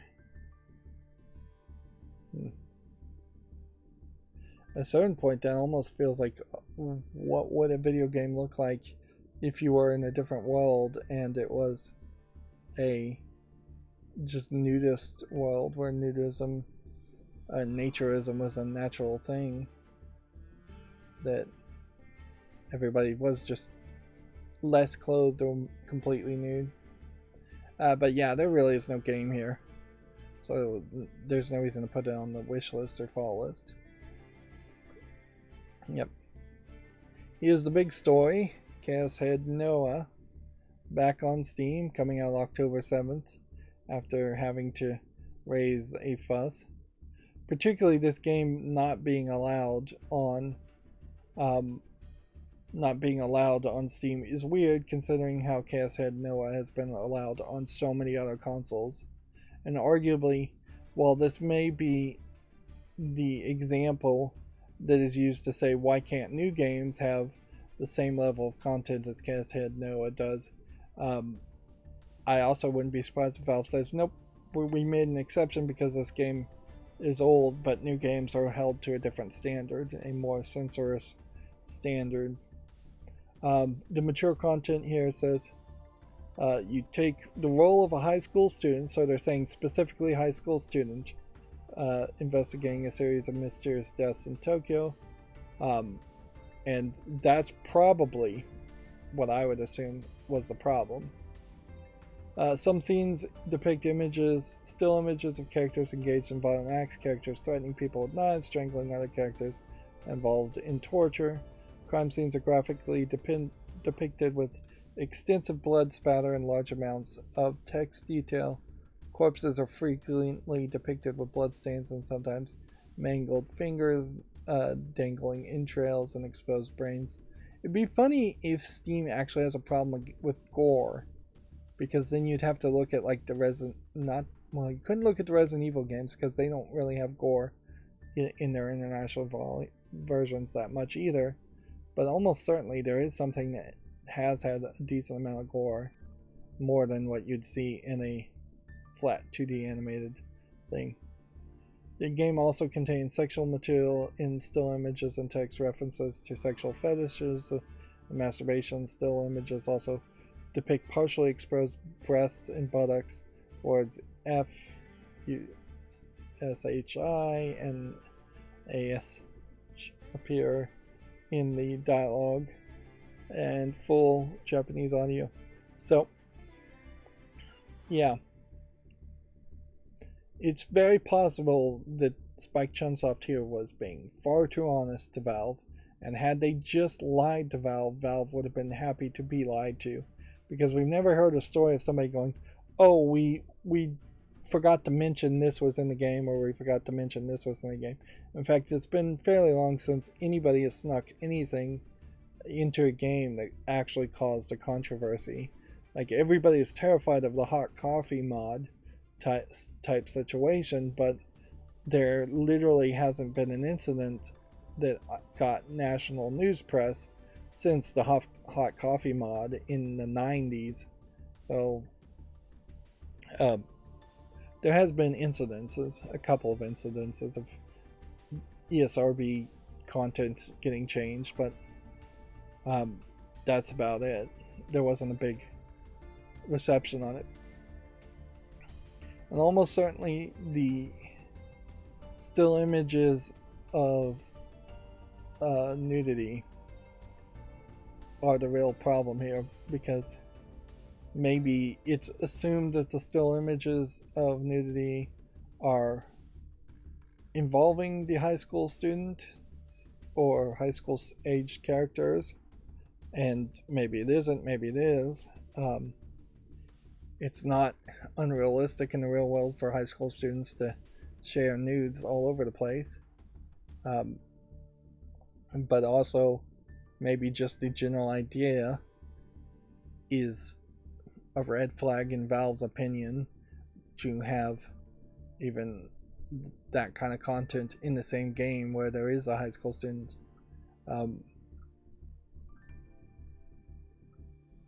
We can look at the screenshots here and see that this is a fairly older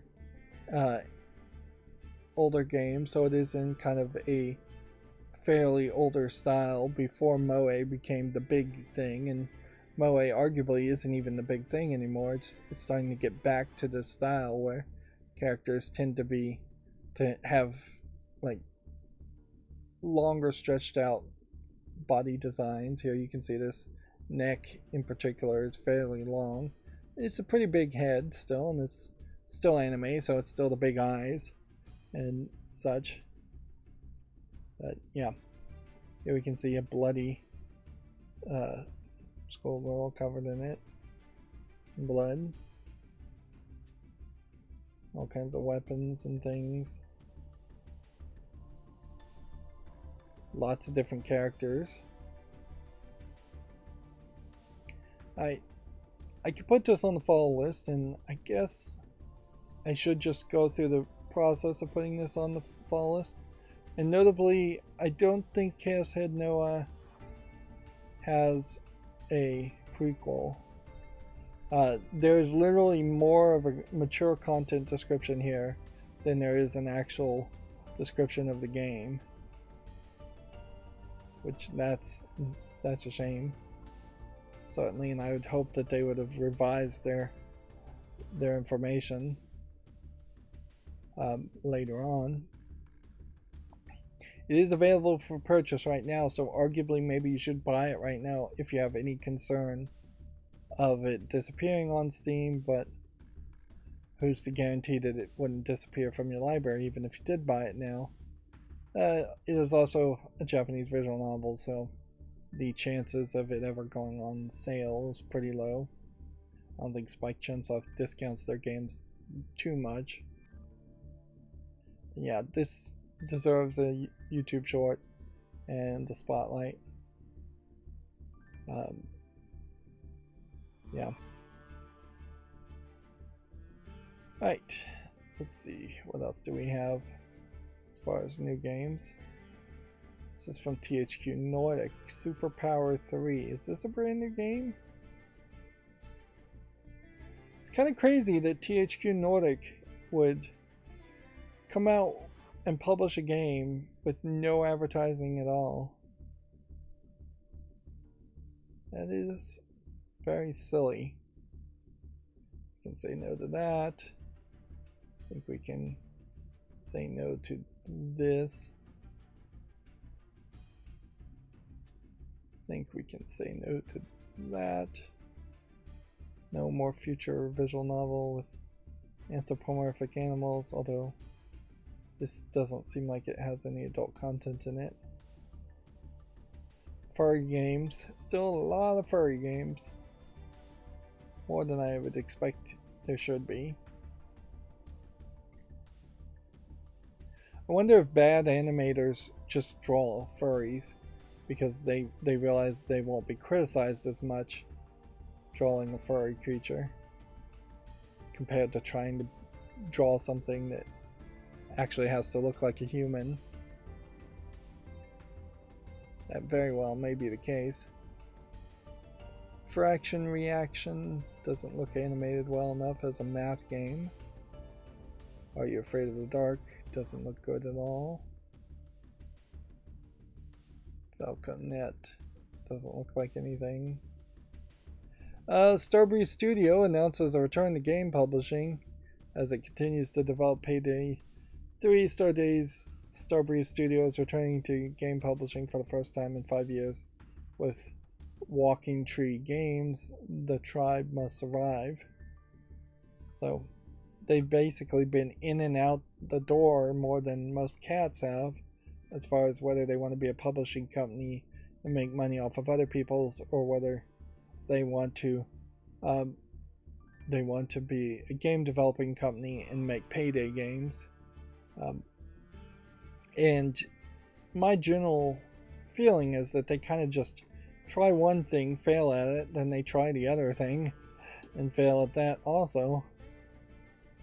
This game, Vivid Night, very positively well received. The Fallest. What I'm doing right now though is I'm really screwing up my YouTube Shorts list because I can't put things on the wish list at the moment, so I'm gonna have things that are from the fall list. I think this can leave the fall list, and things that I want to make YouTube Shorts on, and I'm just gonna have to go through them a second time. Visionarium is a music-driven VR experience. Yeah, I guess I'll leave that on the fall list. I kind of have committed to, at this point, getting rid of all VR games after I go all the way through the fall list one more time. So once we start at A and make it all the way back to Z as far as the fall list, I think at that point I'm just gonna have to make the decision as far as if I'm ever going to care about playing or covering VR headset stuff. I've never really answered the question as to how I'd even record or stream VR stuff. It would be very hard and very expensive. And that's oddly something I haven't even thought about. I think this can leave the fall list. Like, I should have thought of that way earlier. And it is now years later that I'm thinking to myself that that's how little I've actually considered covering VR games. It's just, what would the actual experience be? This is still early access. This is mixed, so that can leave the fall list. Rydo. It's a shame this is mixed because this kind of looks interesting, but whatever. I really don't want to play yet another game where it's just black character on black background. Or dark character on dark background, I guess is the better way to say that. Yeah, there might be something to this, and it is rated positively, so that should go on the wish list. This needs more time.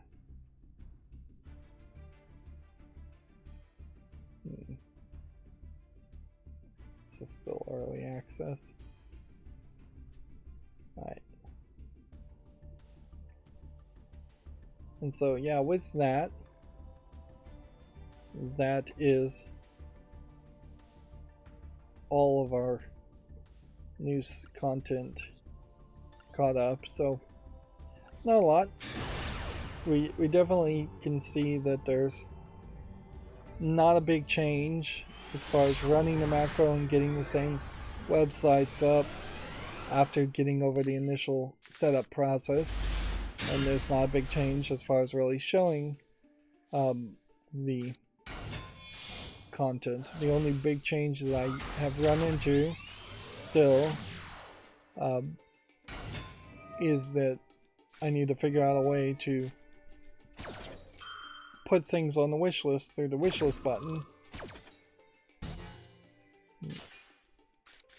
So now I am scrolling down my Twitter feed just to see if there's any new news. Diablo 2 Resurrected Ladder Season 2 is now live, which I guess I forgot Diablo 2 Resurrected even existed. So there's a remastered version, apparently, of Diablo 2. I assume that there's probably a remastered version of Diablo 1, but I imagine it is still inside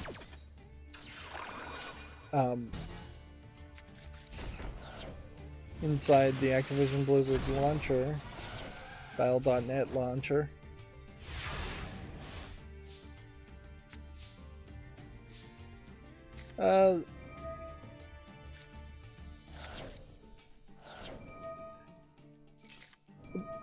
Apparently, at the Game Awards, a long-rumored Crash Bandicoot Wumpa League could be announced.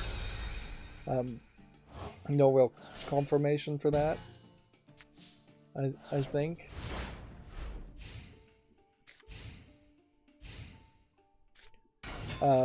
Warner Brothers is putting out these like Hogwarts Legacy introductions of characters.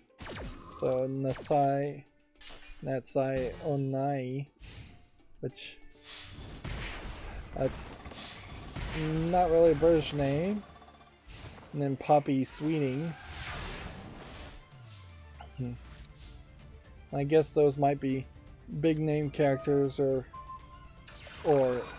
important non-playable characters in Hogwarts Legacy. Still really not sure what Hogwarts Legacy is as a game, though.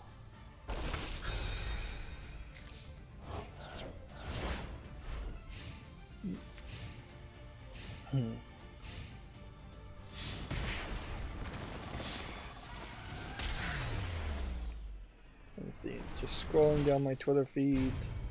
I don't think there's any other news.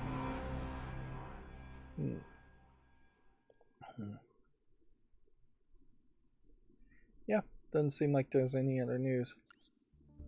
Unless I missed something.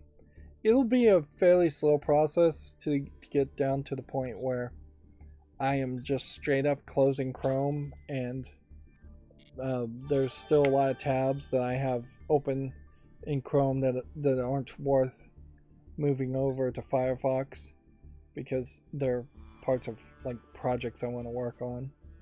So at some point I may have to make the decision to either bookmark them and then forget about them ever existing, or transfer them over. But yeah, way easier of a process than I thought it would be to move to Firefox. Hopefully I don't have to then turn around and move over to something else, and hopefully we don't get to the point where nothing works. That's going to be it for this stream. As always, I ask you to like, share, subscribe, comment, and watch every second of my videos.